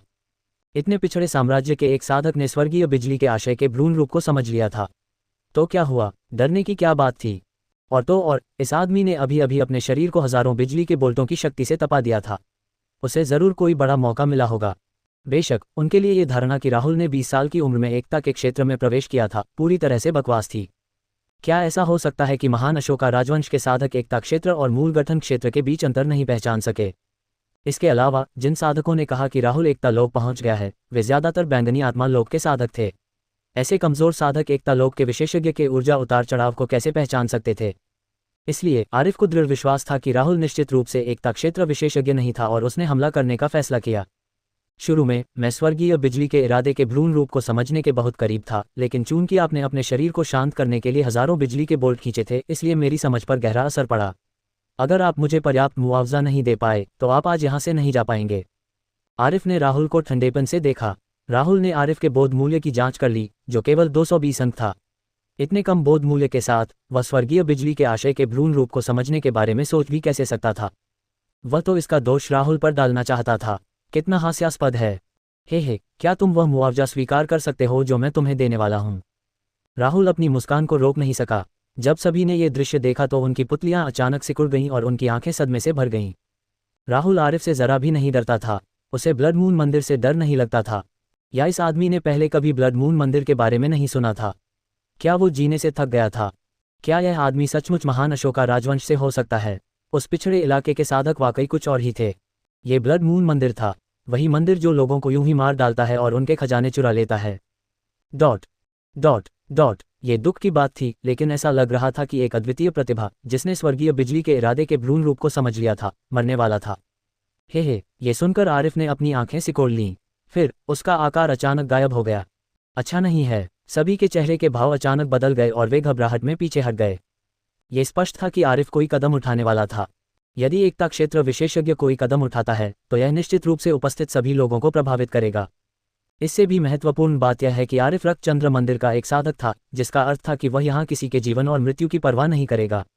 ये देखकर राहुल के हाव भाव नहीं बदले। इसके बजाय उसने धीरे से अपनी दाहिनी मुट्ठी उठाई और अचानक अपने सामने की जगह पर मुक्का मारा। धमाका! कुछ ही क्षणों बाद वह स्थान अचानक तरंगित हो गया और फिर एक आकृति तोप के गोले की तरह बाहर निकली। वाह! इससे पहले कि कोई प्रतिक्रिया कर पाता, राहुल की आकृति अचानक गायब हो गई और फिर आरिफ की पीछे हटी हुई आकृति के बगल में प्रकट हुई। धमाका! एक और साधारण मुक्का मारा गया, हालांकि इस बार इसमें शक्तिशाली मुट्ठी का इरादा शामिल था। ... आरिफ का शरीर अचानक फट गया। उसके शरीर के दिव्य तत्व जीवन शक्ति से खिल उठे, उसके टूटे हुए शरीर को ठीक करने की कोशिश कर रहे थे। फिर राहुल ने धीरे से अपनी तर्जनी उंगली को बढ़ाया और आरिफ की दिशा में इशारा किया और बिजली की विनाशकारी शक्ति बाहर निकल आई। धमाका! एकता क्षेत्र विशेषज्ञ अचानक राख और धुएं में बदल गया। हर कोई मौत की तरह चुप हो गया। जब तक बिजली कड़कने और गड़गड़ाहट की आवाज नहीं आई तब तक सभी को होश नहीं आया। राहुल ने शांति से अपना हाथ बढ़ाया और एक चीज पकड़ ली। वह एक स्टोरेज रिंग थी। फिर राहुल की आकृति अचानक गायब हो गई और वह अपने मूल स्थान पर लौट आया। ये देखकर सभी लोग अचंभित रह गए। क्या हुआ था? क्या यह इतनी जल्दी खत्म हो गया? आरिफ को तुरंत राहुल ने मार डाला। दूसरे स्तर का एकता क्षेत्र विशेषज्ञ जरा सा भी प्रतिरोध करने में नाकाम रहा था। राहुल ने आरिफ को आसानी से कुचल दिया था। उस मामले में राहुल कितना शक्तिशाली था? एक 20 वर्षीय किसान इतना मजबूत क्यों था? बस 2 घूंसे और उंगली का एक झटका ही काफी था। महान अशोका राजवंश से ऐसी अद्वितीय प्रतिभा कैसे उभर सकती है? क्या वह किसी प्राचीन शक्ति का छिपा हुआ वंशज हो सकता है? उन्होंने अविश्वास से राहुल को देखा। जैसा कि मैंने उम्मीद की थी, राहुल ने तुरंत एक और प्रतिद्वंद्वी को मार डाला। हमारे महान अशोका राजवंश के सबसे शक्तिशाली प्रतिभाशाली व्यक्ति से जैसी अपेक्षा थी। उसके आसपास हमेशा चमत्कार होते रहते हैं। महान अशोका राजवंश के साधक उत्साहित थे। राहुल की हर लड़ाई जिसे उन्होंने देखा या सुना था इसी तरह समाप्त हुई थी, जिसमें राहुल ने अपने प्रतिद्वंद्वी को पल भर में कुचल दिया था। इसके अलावा राहुल की सबसे बड़ी ताकत उसकी तलवार की ची थी। हालांकि एक तलवार साधक ने एक एकता क्षेत्र विशेषज्ञ को अपनी मुट्ठी से तुरंत मार डाला था। इसका मतलब था कि आरिफ राहुल की तलवार खींचने के लायक भी नहीं था। जब उन्होंने अभी अभी राहुल की पहचान उजागर की तो किसी ने उन पर विश्वास नहीं किया और कई लोगों ने उनका उपहास भी किया। ऐसी अद्वितीय प्रतिभा महान अशोका राजवंश से कैसे आ सकती है? वह किसी महासाम्राज्य या पवित्र भूमि से होगा या प्राचीन काल की किसी गुप्त महाशक्ति का वंशज होगा। ये सही है। महान अशोका राजवंश जैसी पिछड़ी जगह इतनी अद्वितीय प्रतिभा कैसे पैदा कर सकती है? ये सरासर बकवास है। राहुल द्वारा आरिफ को एक पल में मार डालने के दृश्य ने सभी को गहरा सदमा पहुंचाया था। हालांकि उन्होंने यह मानने से इनकार कर दिया कि राहुल महान अशोका राजवंश से आया था। जब महान अशोका राजवंश के साधकों ने यह सुना तो वे इतने क्रोधित हुए कि उन्होंने लगभग मुंह में खून थूक दिया। इन लोगों ने राहुल की भयानक ताकत और राक्षसी प्रतिभा को पहचान लिया, लेकिन उन्होंने ये भी माना कि राहुल महान अशोका राजवंश से आया था। इससे वे कुछ हद तक उदास हो गए। हे भले ही आप अभी इस पर विश्वास न करें, जब युद्ध देवता हॉल खुलेगा तो आपको राहुल की पहचान पता चल जाएगी। जब वह समय आएगा तो देखते हैं कि क्या आप अभी भी हमें झूठा कह सकते हैं। वे लोग स्पष्ट रूप से महान अशोका राजवंश को नीची दृष्टि से देखते थे। यही कारण था कि वे ये स्वीकार नहीं कर सके कि राहुल महान अशोका राजवंश का साधक था। अभी जब उसने आरिफ को मारा तो वह मूर्ति का इरादा था, है ना? इसमें अजीब क्या है? चूंकि वह स्वर्गीय बिजली के इरादे के भ्रूण मूर्त रूप को समझने में सक्षम था, तो मूर्ति के इरादे को समझने में सक्षम होने में क्या अजीब है? मैं उसकी असली ताकत जानने को उत्सुक हूँ। मुझे आश्चर्य है कि वह किस स्तर की साधना तक पहुँच गया है। हर कोई गंभीर भाव से राहुल को देख रहा था, यहाँ तक कि वहाँ उपस्थित 2/4 स्तर के एकता क्षेत्र विशेषज्ञ भी राहुल के साधना स्तर को नहीं समझ सके। ऐसा क्यों हुआ? इसकी केवल 2 ही संभावनाएं थीं। सबसे पहले, राहुल के पास एक अत्यंत शक्तिशाली गुप्त तकनीक थी जो उसके साधना स्तर को छुपा सकती थी। दूसरा, राहुल की ताकत उनसे कहीं ज्यादा थी। यदि यह पहला मामला होता तो इसे सामान्य माना जाता, लेकिन यदि ये दूसरा मामला होता। ये सोचकर चौथी कक्षा के दोनों एकता क्षेत्र विशेषज्ञ कांप उठे और उनकी निगाहें भय से भर गईं। यदि यह व्यक्ति वास्तव में 20 वर्ष की आयु में एकता क्षेत्र तक पहुंच गया है तो उसकी साधना प्रतिभा पूरे अरुणाचल क्षेत्र पर हावी होने के लिए पर्याप्त है। ये सही है। दिव्य द्वार का नेता भी उस उम्र में एकता क्षेत्र तक ही पहुंच पाया था, लेकिन इस आदमी में पहले से ही दूसरे स्तर के एकता क्षेत्र विशेषज्ञ को तुरंत मारने की ताकत है। अरुणाचल क्षेत्र की युवा पीढ़ी के बीच उनकी ताकत पहले से ही अद्वितीय है। राहुल रहस्यवादी क्षेत्र बंद होने के बाद इस व्यक्ति का नाम निश्चित रूप से पूरे अरुणाचल क्षेत्र में फैल जाएगा। ठीक है, मेरी राय में ये युवक किसी प्राचीन पवित्र भूमि का उत्तराधिकारी होगा। एकता क्षेत्र के वे साधक जिनके आपस में अच्छे संबंध थे इस विषय पर चर्चा कर रहे थे। इनमें से लगभग सभी एकता क्षेत्र के विशेषज्ञ 70 वर्ष की आयु में ही एकता क्षेत्र में पहुंचे थे और कुछ तो 100 वर्ष की आयु में भी पहुंचे थे। लेकिन इस आदमी ने आरिफ को सार्वजनिक रूप से मार डाला। इससे निश्चित रूप से ब्लड मून मंदिर नाराज हो जाएगा। वे लोग हमेशा से ही घमंडी रहे हैं। वे किसी भी कीमत पर बदला जरूर लेंगे। अगर वह युवक उनके हाथों में पड़ गया तो शायद उसकी मौत हो जाएगी। इसमें चिंता की क्या बात है? वह जरूर किसी महाशक्ति का वंशज होगा। ब्लड मून मंदिर शायद उसे छूने की हिम्मत भी न करे। ये सही है। ब्लड मून मंदिर के लोग चाहे कितने भी घमंडी क्यों न हो, उन्हें उन महासाम्राज्यों और प्राचीन पवित्र भूमियों से सावधान रहना ही होगा। जाहिर है, अगर इस नौजवान को सचमुच कोई सहारा नहीं मिला तो वो मुसीबत में पड़ जाएगा। ब्लड मून मंदिर के उन बुजुर्गों को इस बात से कोई फर्क नहीं पड़ेगा कि वो प्रतिभाशाली है या नहीं। भाई, मुझे यह मत बताओ कि तुम सचमुच मानते हो कि वह युवक महान अशोका राजवंश से है। ये कैसे संभव है? अल्पविराम। सभी ने स्वर्गीय बिजली के इरादे के भ्रूण रूप को समझने की कोशिश छोड़ दी और राहुल के बारे में उत्साह से चर्चा करने लगे। वे उसकी पहचान और पृष्ठभूमि के बारे में बेहद उत्सुक थे। महान अशोका राजवंश के साधकों की बातों पर किसी ने विश्वास नहीं किया। वे राहुल की उत्पत्ति और संबद्धता के बारे में अपनी अपनी अटकलें लगाने लगे। हालांकि ज्यादातर लोगों ने अंदाजा लगाया कि राहुल किसी प्राचीन पवित्र भूमि से आया है और खुद को प्रशिक्षित और संयमित करने के लिए दुनिया भर में भ्रमण कर रहा है। संभवतः संयोगवश उसे रहस्यवादी क्षेत्र का द्वार मिल गया होगा। राहुल की शक्तिशाली आध्यात्मिक समझ को देखते हुए उसने स्वाभाविक रूप से भीड़ की चर्चा को सुन लिया, लेकिन उसने इसकी परवाह नहीं की। फिर राहुल पालथी मारकर बैठ गया, अपनी आंखें बंद कर लीं और साधना करने लगा। यू और चिंकी, जो उसके बगल में थे, ने भी ऐसा ही किया। वे राहुल के प्रदर्शन से जरा भी हैरान नहीं थे। और उनके लिए यह अजीब बात होती अगर राहुल अपने प्रतिद्वंद्वी को तुरंत मारकर कुचल न सके। टिहरी शहर, नसीराबाद शहर, ठाकुर पर्वत वगैरह, ये वो जगहें थीं जहां उन्होंने राहुल को अपनी ताकत का प्रदर्शन करते देखा था। इन सब का समाधान एक ही हुआ, यानी उसके दुश्मनों का तुरंत सफाया। इसके विपरीत वे इस बात से अधिक आश्चर्यचकित थे कि राहुल ने स्वर्गीय बिजली के इरादे के भ्रूण रूप को समझ लिया था। यह एक सर्वोच्च इरादा था। दूसरी ओर देविका शांत नहीं हो पा रही थी। इसके बजाय वह समय समय पर अपनी शिक्षिका की ओर चुपके से नजरें घुमा रही थी। अभी अभी उसके शिक्षक का प्रदर्शन बेहद विस्मयकारी था। जब उन्होंने अपने शरीर को शांत करने के लिए हजारों बिजली के बोल्ट बनाए तो वे लगभग देवता जैसे लग रहे थे। अब वह पूरी तरह से उसकी पूजा करने लगी थी। छोटी लड़की, साधना करते समय तुम खुद को विचलित नहीं होने दे सकती, राहुल ने उसे याद दिलाया। हाँ गुरुजी। उसकी बातें सुनकर उसे थोड़ी शर्मिंदगी महसूस हुई। फिर वह तुरंत गंभीर हो गई और साधना में जुट गई। राहुल, जिसने अपनी आंखें कसकर बंद कर रखी थीं, ने उसके प्रयासों को देखा और उसके मुंह के कोनों पर एक मुस्कान तैर गई। ये 2 दिन देविका के लिए सबसे खुशी के दिन थे। किसी ने उसे गाली या अपमानित नहीं किया था। इसके अलावा अपने शिक्षक के साथ होने से उसे बहुत सुरक्षा का एहसास हुआ। ये भी इसी वजह से था कि देविका ने अंततः अपनी उम्र के अनुसार व्यवहार करना शुरू कर दिया, जिससे वह और भी अधिक मनमोहक हो गई। अब समय आ गया है कि मैं अपनी साधना को स्थिर करूं, राहुल ने मन ही मन कहा। मूलतः मीलुओ फूल को परिष्कृत करने के बाद उसकी आध्यात्मिक भावना के संयमन ने उसे अपनी शक्ति का 100% नियंत्रण करने की अनुमति दी। हालांकि देविका में आध्यात्मिक शक्ति संचारित करने के बाद सिस्टम के पुरस्कार ने उसे एकता क्षेत्र के दूसरे स्तर पर धकेल दिया, जिसके परिणामस्वरूप उसके डेंटियन में उसकी शक्ति थोड़ी कम हो गई। इसलिए राहुल युद्ध देव हॉल के खुलने से पहले अपनी साधना नींव को स्थिर करना चाहता था। उसकी वर्तमान समझ के अनुसार आधा दिन पर्याप्त होगा। इसके अलावा अपनी ताकत के साथ वह युद्ध देव हॉल खुलने पर शीर्ष स्थान के लिए लड़ने में सक्षम हो सकता है। ऐसा कहा जाता था कि युद्ध देवता हॉल में एक रैंकिंग बोर्ड होता था। बोर्ड पर रैंक पाने वाले किसी भी साधक को, खासकर प्रथम स्थान पाने वाले साधक को, बहुत ही उदार पुरस्कार मिलते थे। प्रथम स्थान पाने वाले साधक को किसी सुपर गुड से एक बड़ी विरासत भी मिल सकती थी। इसलिए राहुल ने यह देखने की योजना बनाई कि क्या विरासत में वह स्वर्गीय खजाना है जिसकी उसे आवश्यकता है, साथ ही एक साधना पद्धति भी है जो उसकी आध्यात्मिक समझ को संतुलित कर सके। एक बार युद्ध देव हॉल बंद हो गया तो रहस्यवादी क्षेत्र भी बंद हो जाएगा। उस समय देविका की खोज के लिए चोला साम्राज्य की यात्रा करने का समय आ गया था। फिर राहुल ने अपने दिल को शांत किया और धीरे धीरे अपने शरीर में प्रवाहित हो रही शक्ति की जांच की।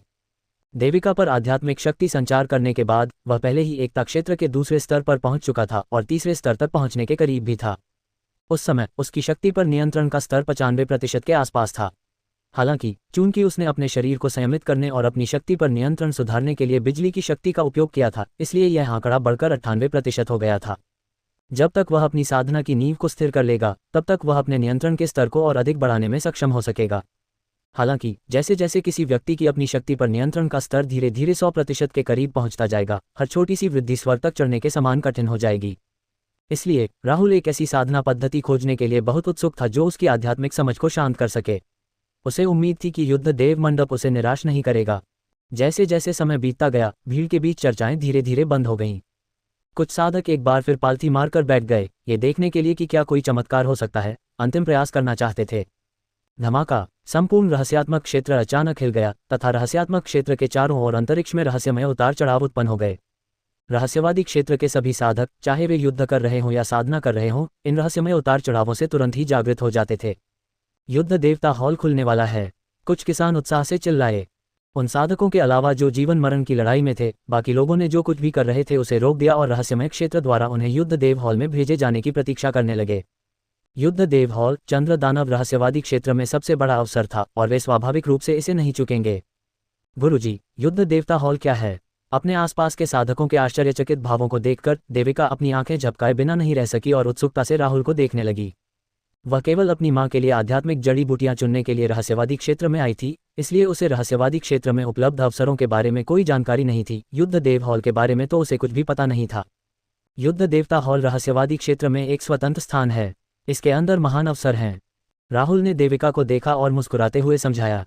युद्ध भगवान हॉल, ये चंद्र दानव रहस्यलोक का सबसे बड़ा अवसर था और रहस्यलोक से स्वतंत्र एक स्थान था। इसका क्षेत्र विशाल और असीम था। हालांकि कई साधक युद्ध देव हॉल में प्रवेश कर चुके थे, लेकिन उन्होंने अभी तक उसका पूरी तरह से अन्वेषण और मानचित्रण नहीं किया था। फिर भी वे जानते थे कि स्वर्ग का टॉवर उसके अंदर है। स्वर्ग का टॉवर 99 मंजिलों में विभाजित था। कोई भी साधक जो युद्ध देवता हॉल में प्रवेश करता और परीक्षा उत्तीर्ण करता, उसे स्वर्ग के टॉवर में प्रवेश करने का अधिकार प्राप्त था। जो भी साधक 10 मंजिलों की परीक्षा पास कर लेगा, उसे स्वर्ग के टॉवर से पुरस्कार मिलेगा। ऐसा कहा जाता था कि यदि कोई साधक 90वीं मंजिल तक पहुंच जाता तो उसे प्रत्येक परीक्षा के लिए स्वर्ग के टॉवर से एक बड़ा इनाम मिलता। बेशक ये केवल एक किंवदंती थी। रहस्यवादी क्षेत्र के खुलने के बाद से कोई भी साधक 90वीं मंजिल तक नहीं पहुंच पाया था। इसके अलावा एक किंवदंती थी कि यदि कोई साधक स्वर्ग के टॉवर के शीर्ष तक पहुंच सकता है तो वे चंद्र दानव रहस्यवादी क्षेत्र के पीछे के सच्चे रहस्यों को जानने में सक्षम होंगे और रहस्यवादी क्षेत्र की सच्ची विरासत भी प्राप्त कर सकेंगे। हालांकि बाबेल के टॉवर में अच्छी रैंकिंग प्राप्त करने के लिए न केवल ताकत की आवश्यकता होती है, बल्कि प्रतिभा की भी आवश्यकता होती है। स्वर्ग का टॉवर साधक की आयु और साधना स्तर के आधार पर प्रतिभा का मूल्यांकन और निर्धारण करता था। बेशक स्वर्ग के टॉवर में प्रणाली के वस्तुनिष्ठ और सटीक माप का अभाव था, जो एक साधक के जन्मजात अस्थि मूल्य और बोध मूल्य की सटीक गणना कर सकता था। एक बार जब युद्ध देवता हॉल खुल जाता है तो रहस्यवादी क्षेत्र में साधकों को तुरंत अंदर ले जाया जाएगा, लेकिन उन्हें युद्ध देवता हॉल के चारों ओर बेतरतीब ढंग से टेलीपोर्ट किया जाएगा। इसलिए युद्ध देव हॉल खुलने के बाद मैं आपसे अलग हो सकता हूँ, राहुल। बेशक युद्ध देव हॉल का एक अत्यंत महत्वपूर्ण नियम भी था, वह ये कि साधकों को एक दूसरे को मारने की अनुमति नहीं थी। यदि कोई भी नियम का उल्लंघन करने का साहस करता तो उसे युद्ध देवता हॉल के नियमों की शक्ति से बलपूर्वक मिटा दिया जाता। राहुल को देविका और अन्य लोगों की सुरक्षा की चिंता नहीं थी। आखिरकार देविका को अग्निपंथ का संरक्षण प्राप्त था। इसके अलावा इस छोटी बच्ची के संग्रहणीय कंगन में अभी भी वे Z टोकन थे जो उसने उसके लिए परिष्कृत किए थे। हालांकि जब देविका ने यह सुना तो उसकी आंखें धुंधली हो गईं और उसका चेहरा उदास हो गया। छोटी बच्ची, इस निहिलिटी गोली को संभाल कर रखना, 30 दिन में तुम्हें इसे खाना ही होगा। यह एक बार फिर राक्षस भक्षक शरीर का दमन कर देगी। मैं गारंटी नहीं दे सकता कि मैं चोला एम्पायर या व्हाइट मून टॉवर कब पहुंचूंगा। हाँ, अगर मैं तुम्हें 30 दिनों के अंदर ढूंढने में कामयाब हो गया तो निहिलिटी गोली खाने की कोई ज़रूरत नहीं है। जैसे ही उसने बोलना समाप्त किया, राहुल ने निहिलिटी की गोली निकाली और उसे देविका को सौंप दिया। हालांकि देविका ने इसे स्वीकार नहीं किया। इसके बजाय उसने अपना सिर नीचे कर लिया। उसका शरीर थोड़ा कांप रहा था और उसकी आंखें उसके पैरों के नीचे ज़मीन पर टिकी थीं। कुछ ही क्षणों बाद देविका ने राहुल पर हमला किया और उसे कसकर गले लगा लिया। उसे बिल्कुल भी छोड़ने को तैयार नहीं थी। अध्यापक, हर कोई उनके शानदार प्रदर्शन को देख रहा था। देविका ने रुंधी हुई आवाज में कहा, पगली, रहस्यलोक बंद होने के बाद मैं जल्द से जल्द तुम्हें लेने जरूर आऊंगा। चिंता मत करो, हम ज्यादा देर तक अलग नहीं रहेंगे। राहुल मुस्कुराया और देविका के छोटे सिर को सहलाया। ये सुनकर देविका ने अपना सिर उठाया और अनिच्छा से भरे चेहरे के साथ राहुल को देखा। तुम्हें याद रखना चाहिए कि मैंने क्या कहा था। दानव भक्षक शरीर अब तुम्हारे आसपास के साधकों को प्रभावित नहीं करेगा। अगर कोई तुम्हारे लिए परेशानी खड़ी करने की हिम्मत करता है तो तुम उसे खुद को धमकाने की इजाजत नहीं दे सकते। मत भूलना, मेरा राक्षसी साथी अभी भी तुम्हारे साथ है। वह बहुत शक्तिशाली है। राहुल ने देविका की आंखों से आंसू पोंछने के लिए हाथ बढ़ाया। फिर उसने अपनी अंगूठी से एक Z टोकन निकाला और उस पर अपनी आध्यात्मिक भावना अंकित कर दी। ये सब करने के बाद राहुल ने Z टोकन देविका को सौंप दिया। यद्यपि इस Z टोकन में मारने की शक्ति नहीं थी, फिर भी इसका निवारक प्रभाव अत्यंत मजबूत था। इस Z टोकन में मेरी आध्यात्मिक शक्ति समाहित है।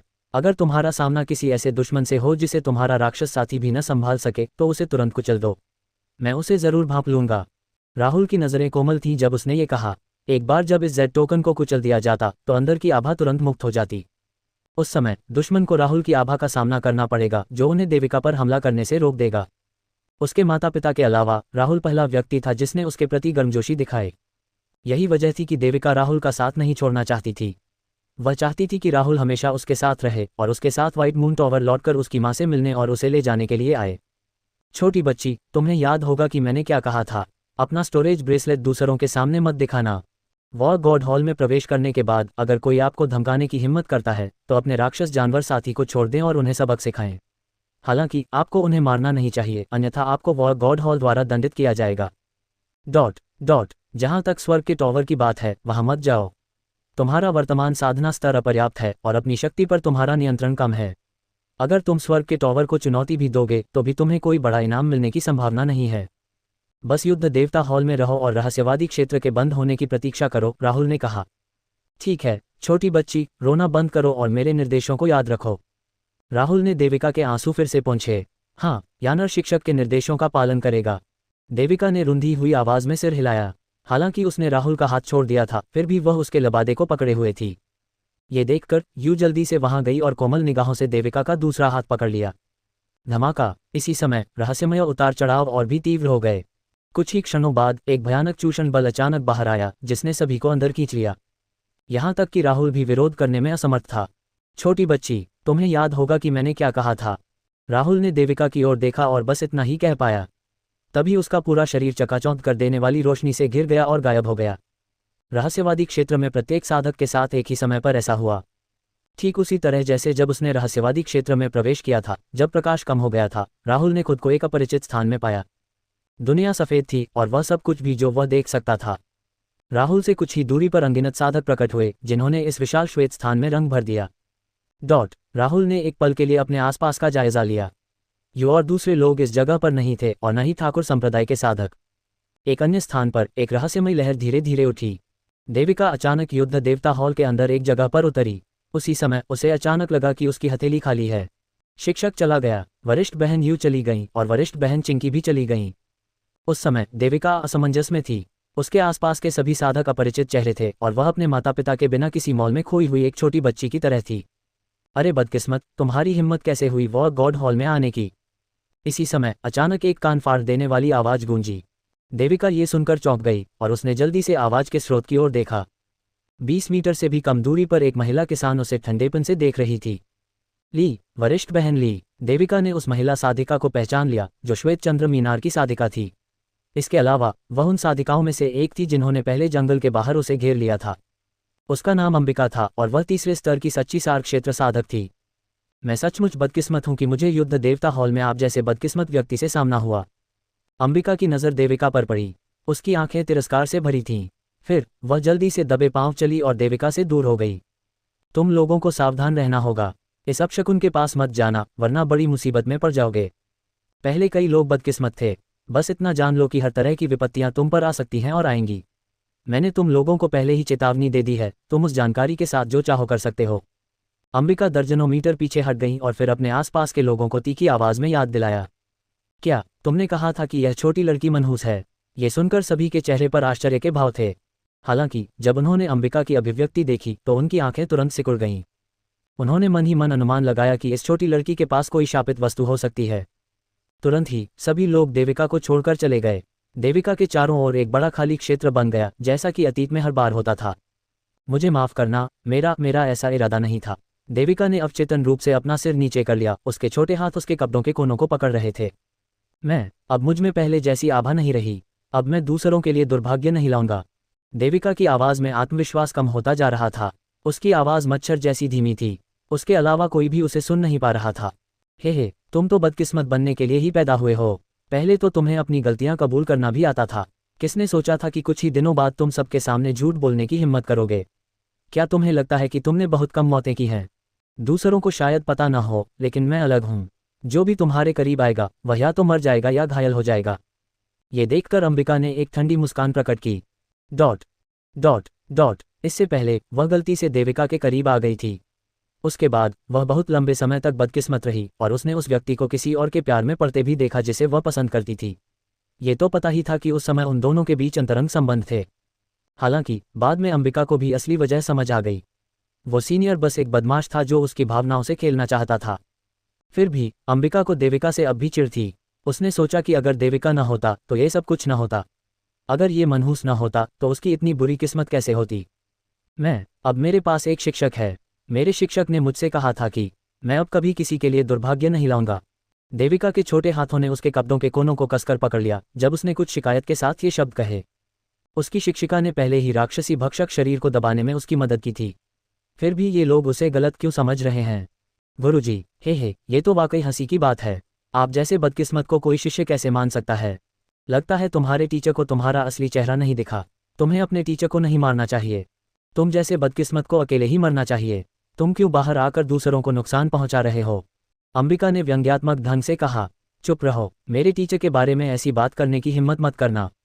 अंबिका ने राहुल का अपमान सुनकर देविका अचानक क्रोधित हो गए। ये देखकर अंबिका हैरान रह गई। उसने देविका को कभी लड़ते नहीं देखा था। इससे पहले चाहे वे देविका को कितना भी कोसें या अपमानित करें, ये छोटी लड़की उसे सहन कर लेती थी। वह पलटवार करने की हिम्मत नहीं करती थी, यहाँ तक कि वह वहां से जाने की पहल भी कर देती थी। हालांकि ये बदकिस्मती अब गुस्से में थी। उसने वास्तव में देविका की आंखों में भयानक क्रोध देखा। हे, तो क्या हुआ अगर वो नाराज थी? वो तो बस एक बदकिस्मत और कमजोर साधक थी। डरने की कोई बात नहीं थी। यदि उसे इस अपशकुन के दुर्भाग्य से फिर से दूषित होने का डर न होता तो वह जाकर उसे थप्पड़ मार देती। वह अकेली नहीं थी जो देविका को सबक सिखाना चाहती थी। व्हाइट मून टावर में भी कई लोग थे जो चाहते थे कि देविका जल्दी मर जाए। हालांकि किसी ने भी आगे बढ़ने की हिम्मत नहीं की, क्योंकि जो कोई भी देविका के करीब जाता वह उसके दुर्भाग्य से दूषित हो जाता। यदि वे उसे व्यक्तिगत रूप से मार देते तो कौन जानता था कि परिणाम क्या होंगे। यही कारण था कि देविका सभी की नफरत के बावजूद जीवित रहने में सक्षम था। आखिर उसकी बैंगनी आत्मा लोक की माँ उसकी रक्षा कैसे कर सकती थी? गुरु मिलने के बाद तुम्हें लड़ने का आत्मविश्वास तो है ना? तुम सचमुच मेरे सामने घमंड से पेश आने की हिम्मत कैसे कर सकते हो? क्या मैंने अभी तुमसे कुछ नहीं कहा था? इसमें दुखी होने की क्या बात है? अपशकुन तो अपशकुन ही होता है। अगर तुम किसी के शिष्य भी बन गए तो भी तुम अपने गुरु के लिए हर तरह का दुर्भाग्य लेकर आओगे। तुम स्वयं उनकी मृत्यु का कारण बनोगे। मेरी राय में आपके गुरु वास्तव में अंधे हैं जो आप जैसे बदकिस्मत को अपना शिष्य स्वीकार कर रहे हैं। उसके होठों पर एक ठंडी मुस्कान लटकी हुई थी। मेरे शिक्षक के बारे में बुरा मत बोलो। देविका की आंखों में गुस्सा और भी बढ़ गया, क्योंकि एक बड़े पक्षी का निशान धीरे धीरे उसकी भौहों के बीच चमक उठा। जैसे ही देविका के शरीर में आग का पंख बाहर आने वाला था, एक गर्म और कोमल हथेली धीरे से देविका के कंधे पर रख दी गई। मेरे गुरु की शिष्या और मेरी छोटी बहन, क्या वह ऐसी है जिसे आप धमका सकते हैं? उसी समय एक ठंडी आवाज गूंजी। ये देखकर अंबिका की अभिव्यक्ति बदल गई। एक चमकदार रोशनी चमकी और एक अद्वितीय सुंदरता अचानक देविका के पीछे प्रकट हुई। Dot dot LAIQA sanitary pad. वरिष्ठ बहन यू। देविका ने अपने पीछे यू को देखा और अब वह अपनी भावनाओं को दबा नहीं सकी। आप कौन हैं? ये देखकर अंबिका अपनी भौहें चढ़ाने और यू को घूरने से खुद को नहीं रोक सका। यह महत्वपूर्ण नहीं है, महत्वपूर्ण यह है कि तुमने सचमुच मेरी शिक्षिका और मेरी छोटी बहन का अपमान करने की हिम्मत की। तुम्हें इसकी कीमत जरूर चुकानी पड़ेगी। यू ने ठाकुर तलवार पकड़ ली और देविका को अपने पीछे रखते हुए धीरे धीरे आगे बढ़ी। तुमने कहा था कि यह बदकिस्मती तुम्हारी छोटी बहन है। ये सुनकर अंबिका दंग रह गई और फिर उसके चेहरे पर एक ठंडी मुस्कान आ गई। हे, मुझे उम्मीद नहीं थी कि तुम दोनों असल में एक ही संप्रदाय से हो। तुम्हें शायद ये पता ना हो, लेकिन तुम्हारे सामने ये कुतिया। हालांकि इससे पहले कि वह अपनी बात पूरी कर पाती, यू का आकार अचानक गायब हो गया। पापा। कुछ ही क्षणों में अचानक एक तेज आवाज पूरे आकाश में गूंज उठी। अचानक एक बहुत बड़ा झटका अंबिका के चेहरे पर लगा, जिससे वह हवा में कई बार घूम गया और फिर बेरहमी से जमीन पर गिर पड़ा। उसी समय अंबिका के चेहरे पर एक चमकदार लाल हथेली का निशान दिखाई दिया और कुछ टूटे हुए दांत भी जमीन पर दिखाई दिए। तुमने सचमुच मुझ पर हमला करने की हिम्मत की। अंबिका पूरी तरह से हक्का बक्का रह गया। ये तो वॉर गॉड हॉल था। क्या उसे वॉर गॉड हॉल से मिलने वाली सजा की चिंता नहीं थी? अगर मैंने तुम पर हमला कर दिया तो क्या हुआ? अगर वॉर गॉड हॉल के नियम न होते तो तुम अभी मर चुके होते। किसी ने तो उसकी शिक्षिका और छोटी बहन का सार्वजनिक रूप से अपमान किया। यू इसे कैसे बर्दाश्त कर सकती थी? वह दूसरों द्वारा अपना अपमान सहन कर सकती थी, लेकिन वह कभी किसी को अपने शिक्षक का अपमान करने की इजाज़त नहीं देती थी। यह उसके दिल में पूरी तरह वर्जित था। जब अंबिका ने यह सुना तो वह क्रोधित हो गई। वह स्वाभाविक रूप से युद्ध देव हॉल के नियमों को जानती थी और वह ये भी जानती थी कि यू निश्चित रूप से उसे मारने की हिम्मत नहीं करेगा।